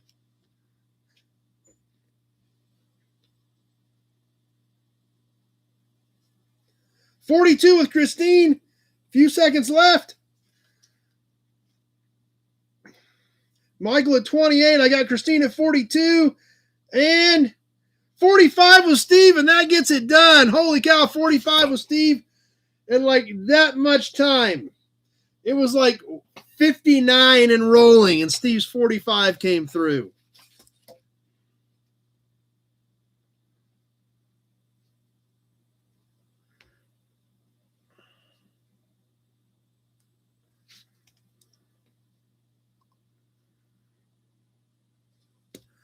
Okay, do we open it, Steve?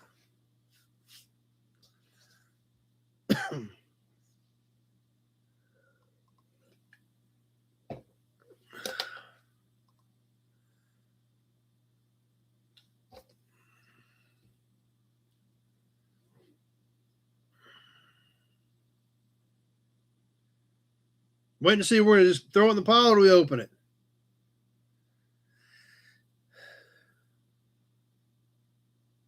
Open it. Okay. I've got one out there for you, Kenny, and I think you had another one. I was waiting for that one to ship them both together. But if you're not sure, we can check on it. I do have one out there paid, and I thought you had another one. And I was waiting for it to come through and shipping them together, Kenny. So here we go. Ooh. These are always nice and shiny.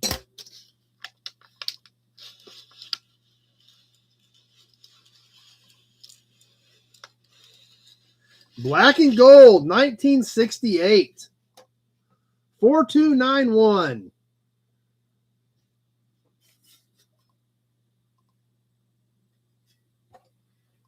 Yeah, good looking piece.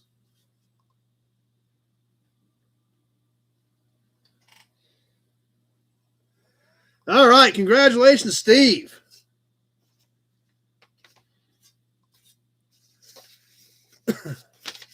Better write it up so I don't remember. So I remember what it is.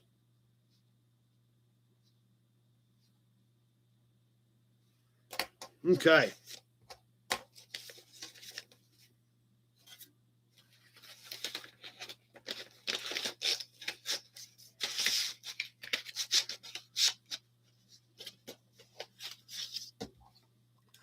Sounds good, Clark. Glad you were here. So it is Monday afternoon there, right? Am I correct? You guys are a day ahead of us down under.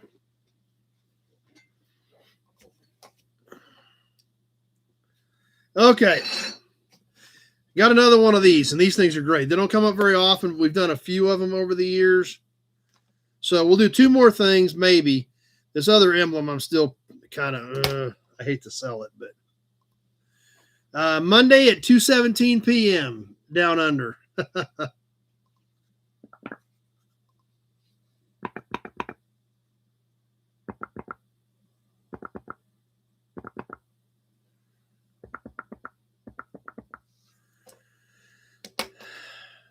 Kansas has always pretty much just been a rear plate. Yes, that's correct. Yes, how about another oil can? Another Ford oil can. Yes, these are great little pieces. 3 1/4 by 5 1/2. 3 1/4, 5 1/2 tall with the spout. These things are awesome. Actually stamped in the metal, super early, great looking cans. Austin starting us off at 10. And here we go. We're live and on the timer. I'm sitting here staring at this other badge, trying to decide if I want to let it go. 15 with Mary on the Oiler. 28 with Christine. 20 with Sanderson.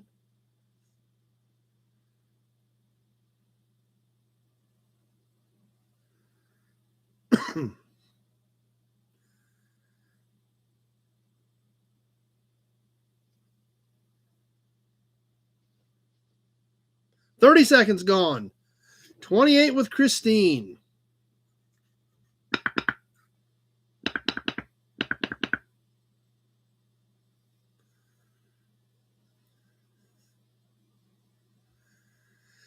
Coming up towards the minute mark.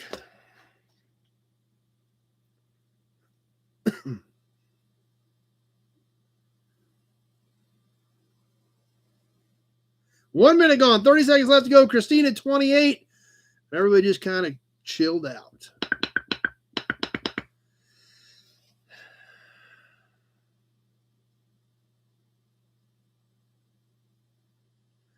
We're ticking away. We're going to find out here real quickly if that 28 is going to hold. A lot of action on this. It might not. 30 with Sanderson. 35 with Sean. 36 with Christine. 35 with Big Job. 36 with Christine in the lead with a few seconds left. And that does it. Holy cow, that got it done. Big Job came back at 39, but it was too late. Christine at 36 is who we had at 130. Wow, that one got interesting.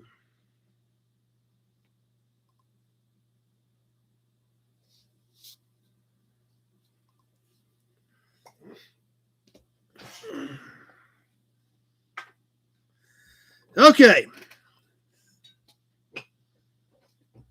Man, I'm trying to decide what I want to do with this.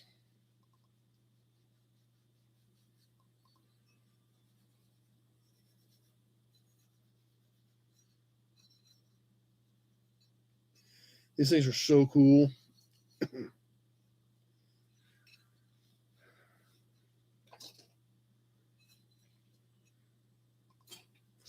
You guys want to see a cool badge? I don't know if I want to sell it, but run it.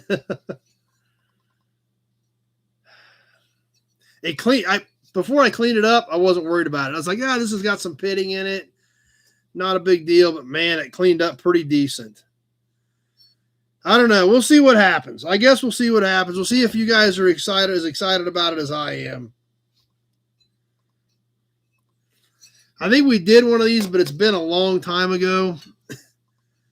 They're getting kind of tough to find. The cars aren't that popular, but the badges are awesome.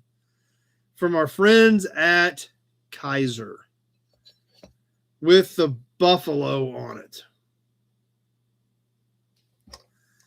This buffalo is actually three-dimensional. It actually sticks out from the badge.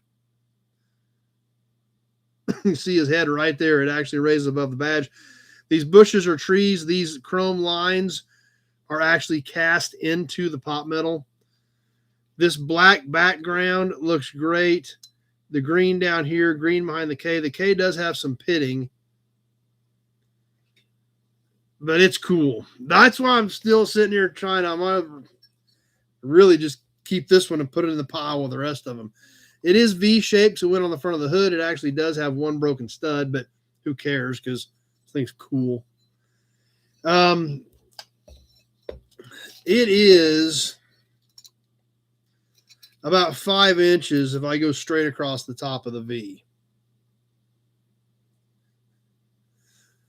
Pete started off at 30. That's pretty solid. We're getting up in the area where I think it needs to be. 35, 40. Yeah. See, I was thinking it should be 40 or 45, and you go right there, and now I have to sell it. Thanks.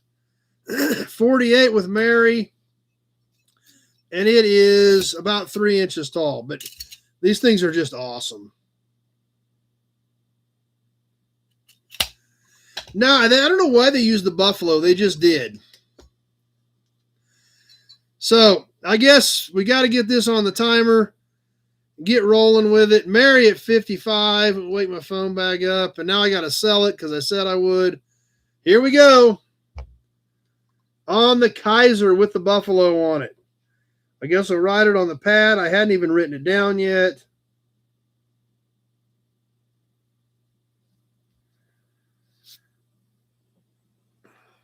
I do have a couple of other Kaiser pieces coming up over the next few months, but I think this is the only one of these that I've got. I think I got a horn button or something too in one of the boxes, but it's just so cool because of the detail in the buffalo. 30 seconds gone. I mean, I don't know how well you guys can tell that the buffalo actually sticks out. I mean, it's not just like part, it's like part cast into it. Mary standing strong at 55.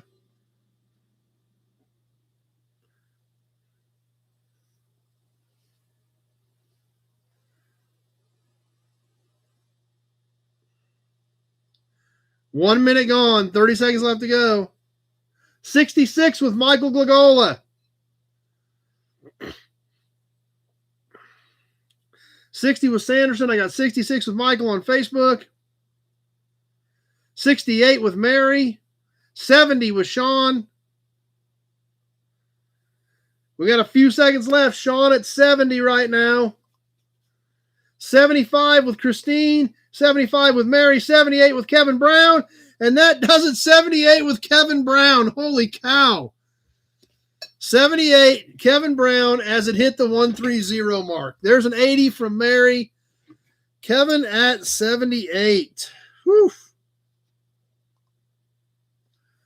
That got interesting. It's just a cool piece. It really is.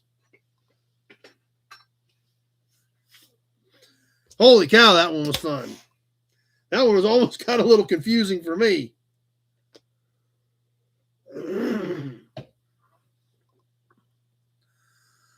Whew. Need a Hudson badge after that one. And an Auburn badge. Sounds good, Dexter. Glad you were here.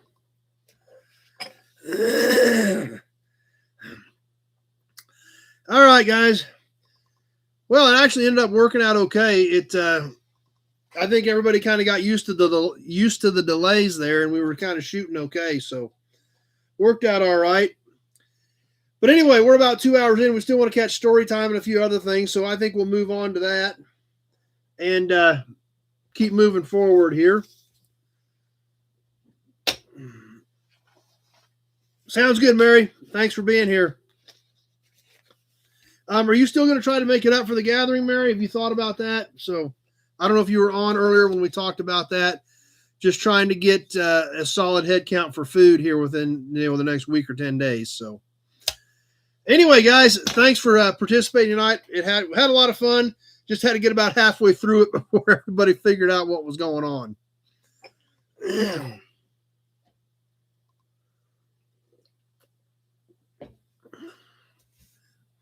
Story time. I know you guys are always ready for story time. Story time with Chad. That's right. All right, let me grab tonight's file. Tonight's a car that was done in the summer of 1983 while the house was being done. The house which some of you guys are going to get to see now the way it looks.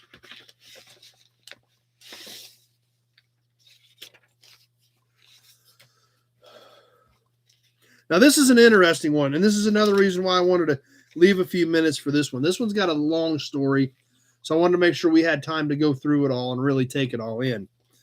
This was a 1973 Oldsmobile. Dad bought it. When did he buy it? Shows January of 82. So he had I thought he had this one a little longer than I thought. I thought he just had this for about 6 months. Looks like he had it for about a year. On this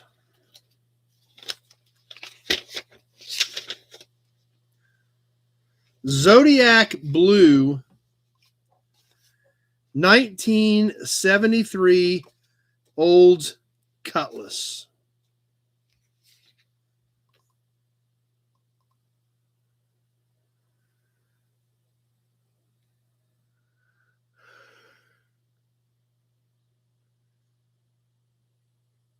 Now, how do we know that it's Zodiac Blue? Are we sure that it's Zodiac Blue? Can't really tell from the pictures. But we do know that that car was Zodiac Blue. Because we have the window sticker for it. And it says Zodiac Blue. So does the shipping order. It also says Zodiac Blue.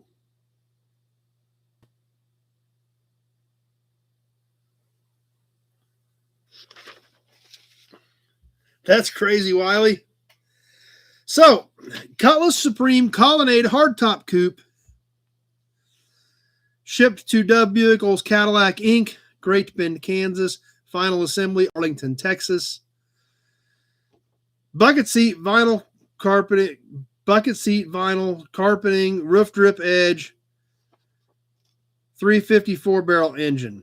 Windows soft ray tinted, seat custom sport front, moldings bright door edge guard, air conditioning 4 seasons, 273 rear axle, power front disc brakes, turbo hydromatic 350 automatic, variable ratio power steering, Super Stock 2 wheels, G7814 white stripe, bias ply tires, AM push button stereo tape player radio, protective rubber bumper strip, convenience group lamps and mirrors, visor vanity mirror, luggage compartment lamp, underhood lamp, glove box lamp, ashtray lamp, courtesy lamps, and map lamp.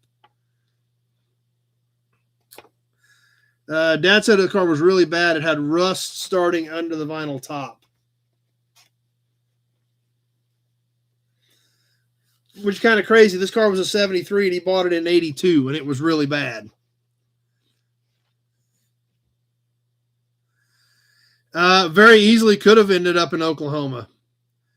You know, we're in central Kansas. Oklahoma is only 3 hours south. Probably not, you're not even 3 hours to Oklahoma, 2 hours to Oklahoma from here. So it very easily could have ended up in Oklahoma. I mean, definitely not out of the question. Factory installed options, $1,169.60. Total amount, $4,576.20.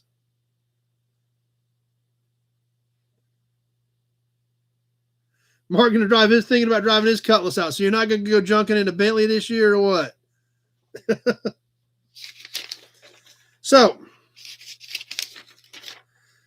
the car came into Dove's and it was prepped by. And there again, for me, this is a flashback. I know it doesn't mean anything to you guys, but this is kind of for me, it was definitely a flashback. We have the 1973 Oldsmobile pre-delivery service and adjustment check sheet on this Oldsmobile.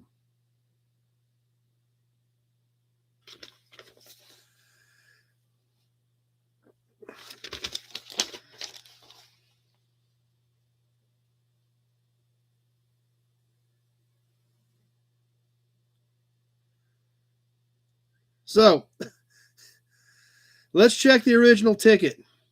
October 24th of 1972. Under the hood, body, chassis, undercar. That was your whole checklist. Perfect, Austin. Appreciate it. Now, along with that, service for delivery, check antifreeze, check auto choke, install tag bolts, and road test, adjust glove box on the ticket.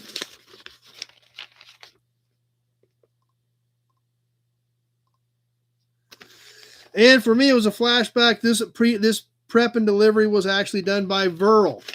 Verl Marietta was one of the old-time guys that was there when I was a kid. Knew Verl well. Always used to love to go to his house for Halloween because Verl gave out the big candy bars. The big ones. If Verl knew you, you got the big candy bar. Not the regular size. You know, not like today, they hand out the minis. Big deal, you get a regular size. Verl gave out the big Kahuna candy bars. Still remember that. So it's kind of cool to see Verl's name on this all these years later.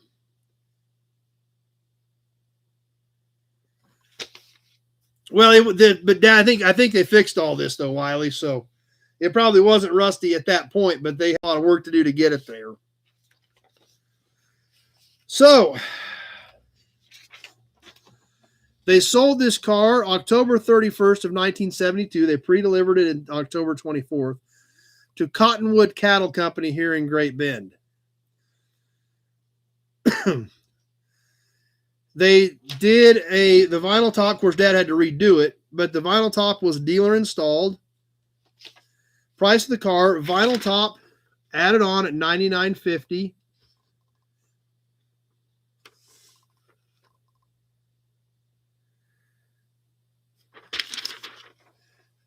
Added that to the base price minus a discount of $801.28.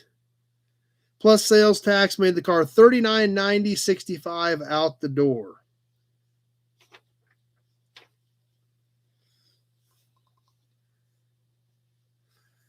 So what year would that have been, Wiley? If you were when you were 11.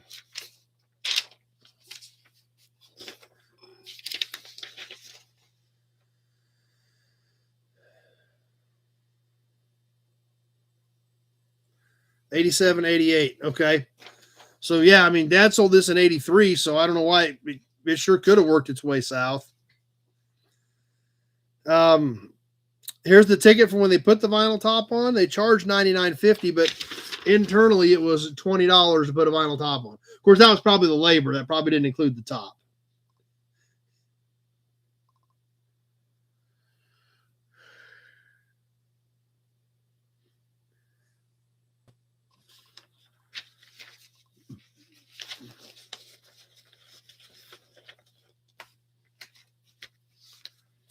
So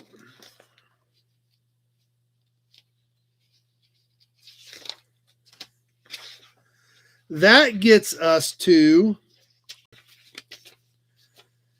so that was in October 31st of 72.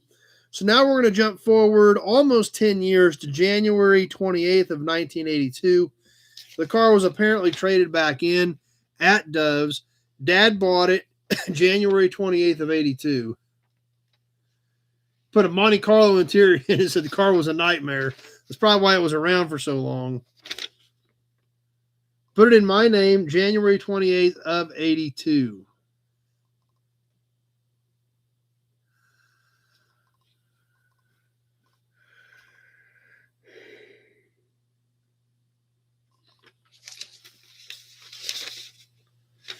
and paid $100 for it. But obviously, it sounds like it needed a ton of work. So let's check out the repair order and go through some of the tickets. Mountain balance 4 tires, paint wheels, install and dye interior. Whoa! Hold up! Sweet story time. Another supercharged super chat from Sean for a good story time. Thanks, Sean. I always appreciate those. And story time is a lot of fun. Definitely a flashback for me and Dad. And I'm definitely glad you guys are enjoying it. And supercharged super chats just for story time is kind of the icing on the cake. Super cool. Thanks, Sean. Those actually mean quite a bit to me. So anyway, back to the repair order. Bodywork and paint. Yeah, he had figured 20 hours of bodywork and paint. Put a vinyl top on it. Timing gear and chain. Tune up. Rear brakes. Grill and side light. Detail trunk. Hood hinges. Air cleaner. Serviced it. AC bearing, upper hose, had to put an oil pump in it. So yeah, there was a brake booster. So yeah, this thing was kind of all over.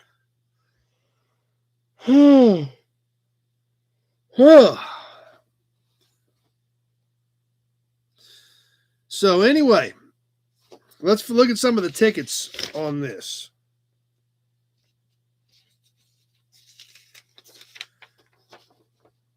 Bought a used brake booster for $20.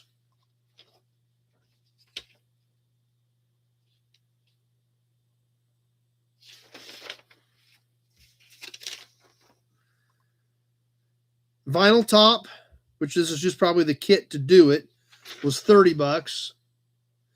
So that ticket we probably looked at was just the labor on it.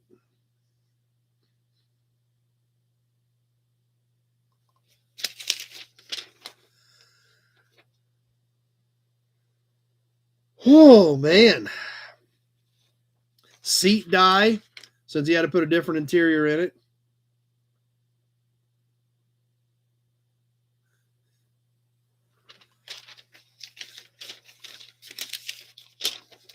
Paint. This must have been a whole gallon. Because it was pretty expensive at the time. $29.54. And a gallon of reducer was $5.25.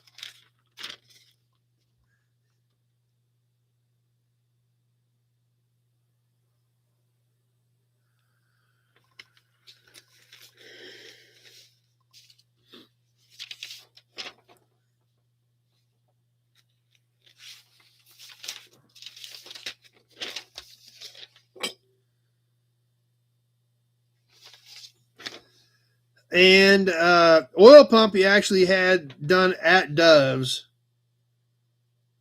because he probably didn't have time to do it in June of '83. So he had the oil pump put in it at the shop.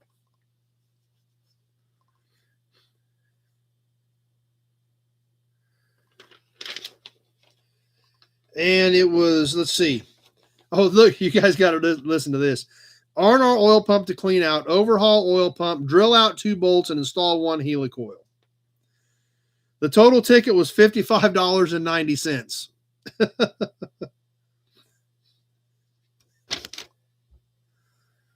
And he did say he painted the whole car, so that probably was a gallon of paint, I bet.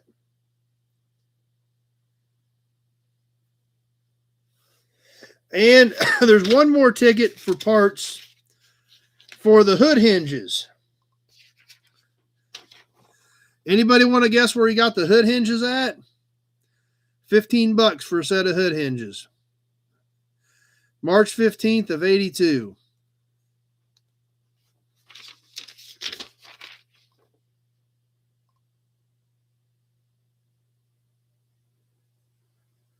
There's the ticket for the hood hinges from '82.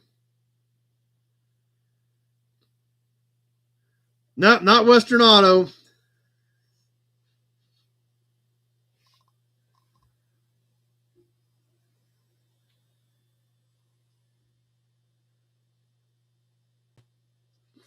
So that's kind of funny too. You can't read it? Okay, I thought you could see it. I thought it was more clear. Got it from Nobody's.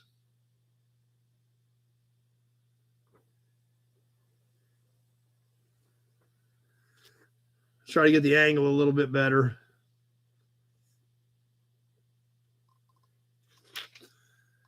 And the same phone number. I actually still have this phone number. It actually goes to a flip phone, but I still use that phone number. It just goes to the other phone, the flip phone, since it's been around forever, so I didn't want to lose the number.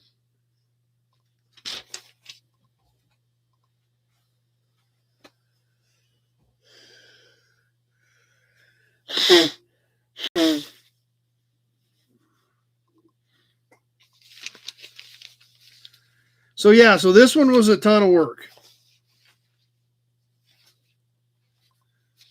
So all said and done, there wasn't a lot of money in it. Because there were some used parts, used hood hinges, some used interior. Let's see. Used seat and die was $28. I probably bought a used seat for $25 and dyed it. Paid a guy to do some of the body work. Paid Larry Rubel to do some of the body work for $70. Paint and materials, $50. Painted a whole car. Paint and materials, $50.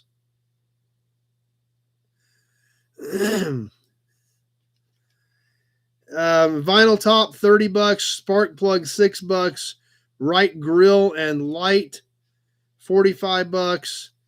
Hood hinges, $15. Air cleaner, $250.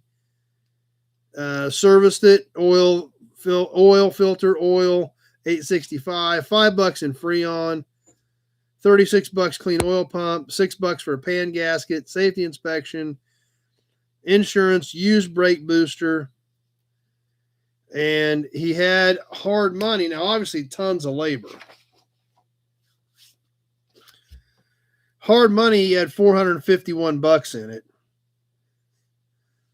But he also had, hours and hours and hours of work. 20 hours in body work, 6 hours in the interior, almost 4 hours in the AC, 3 hours in valve cover gaskets, so a ton of time. But he sold it for $1,200 after he got it done. So it still made money, but that was a lot of hours to get that one done. So minimum wage was $3.10. So yep. And he's got this billed at $8.50 an hour, which was the internal rate at the dealership he worked at, was $8.50 an hour. $8.50 an hour was the internal labor rate at the dealership at that point. So that's kind of what he figured it at. So when you figure all the labor, didn't make quite as much money, but still, there again, it was all, evening stuff. Because a lot of this was done while they were building the house. So it was all evening work. And, but basically it was a 10-year-old car. It needed rust repair. It needed paint. It needed a vinyl top. It needed a seat. And it needed, AC work, oil pump, valve cover gaskets leaking, timing gear and chain. They were $8.50 on mechanical is what they were on their mechanical labor rate. So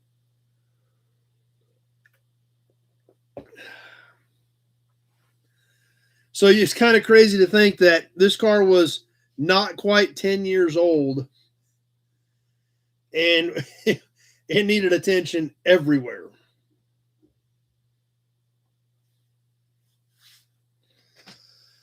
So anyway,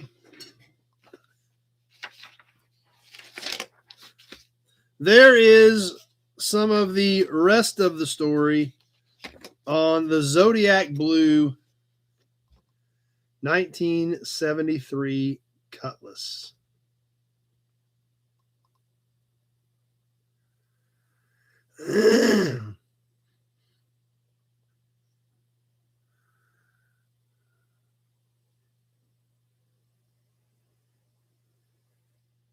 Oh, Dad said he actually built those at flat rate. So the numbers that he has factored on the mechanical stuff was what actual Mitchell time or warrant, the time, labor time paid on it.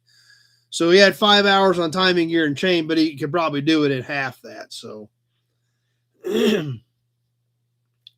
so all of the labor times written down here are what the book would charge on it.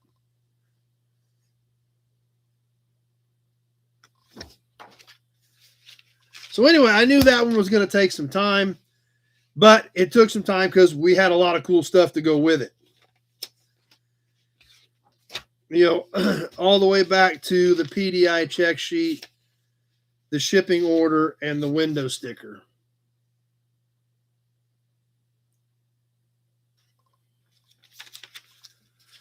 So we spent a little more time on this one than we normally would, but and I hope you guys don't mind when we do that, when we got this much stuff on a particular car.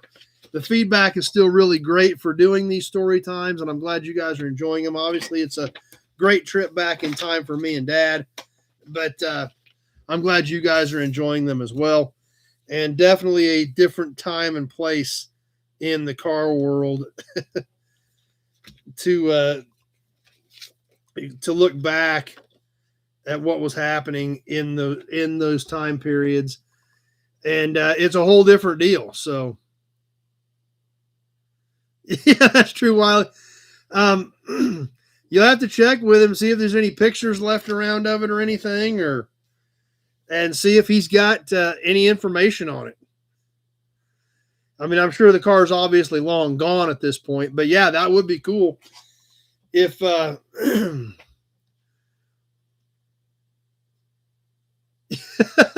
Mark's daughter just had to spend $800 to put a washer fluid pump in an Explorer. Yeah, they put an oil pump in this for $60.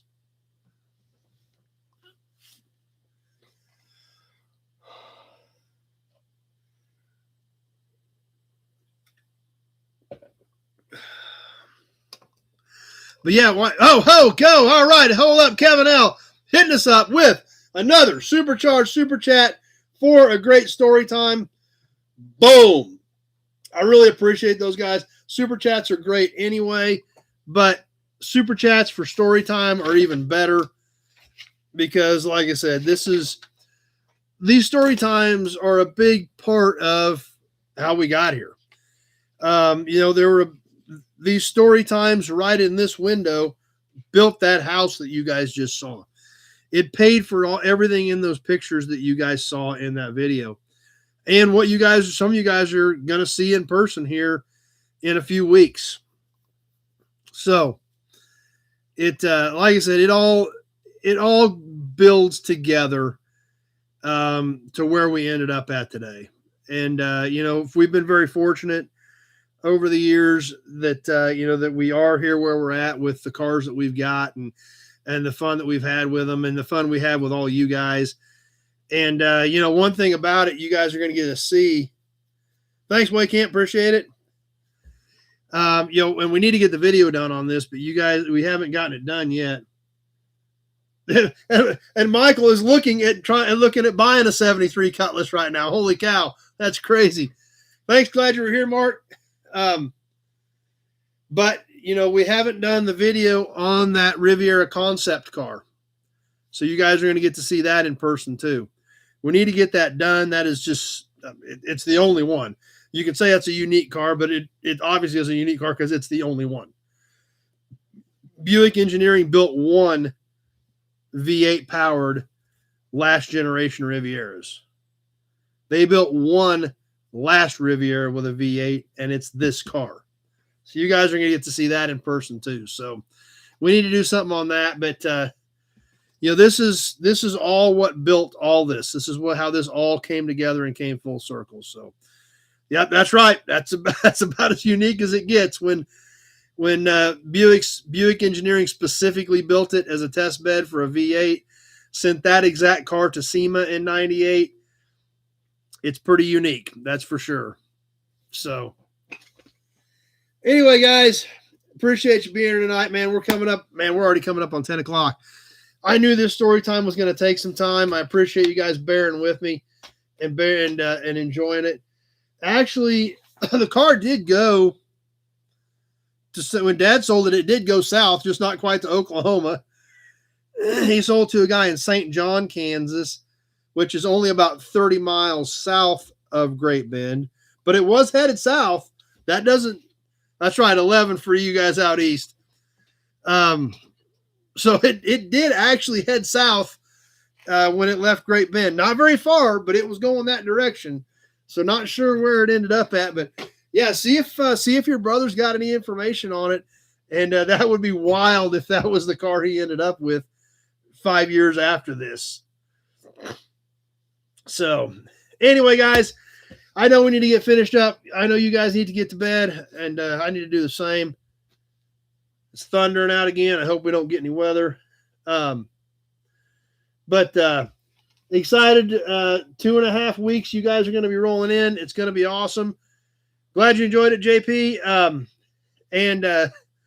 Like I said, if you guys are thinking about coming, just get with me. Even if you don't know for sure yet, touch base with me. Give me an idea. Pete will get that email out, hopefully probably tomorrow or the next day. I don't know what his schedule looks like. And get all that finalized and out on an email, so we've all got something to work off of.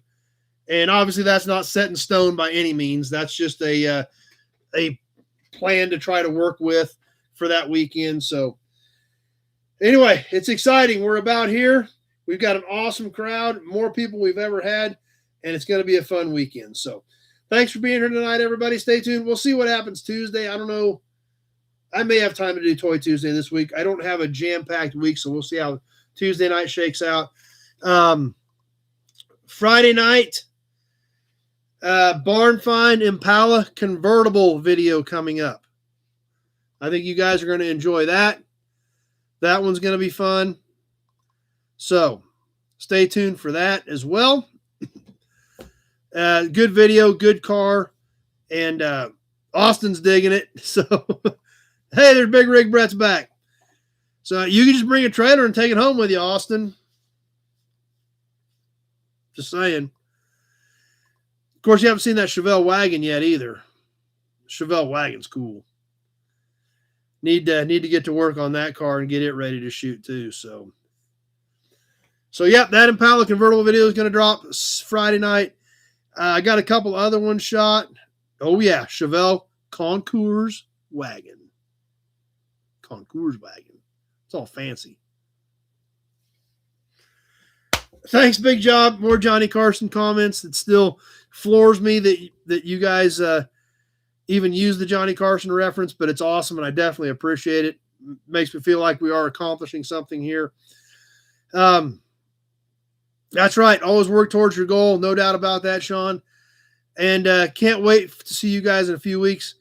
And like I said, the next two more Sunday nights before we're all together. We'll keep nailing down these details over the next 2 Sundays. And if there's anything we talked about on that list that we need to go over, or you need to go over with me, be sure to give me a call and we'll get it straightened out. With that, guys, I think we'll wrap her up and call her a night. Thanks for being here. I appreciate your support. I appreciate you guys making this chat what it is, and all of your support and all your help. Can't wait to see you all in 2.5 weeks. Have a great week, everybody. We sure hope to see you right back here, same bat time, same bat station, next Sunday night for more Nobody Show Gearhead Interactive Live Chat. Thanks for watching, everybody.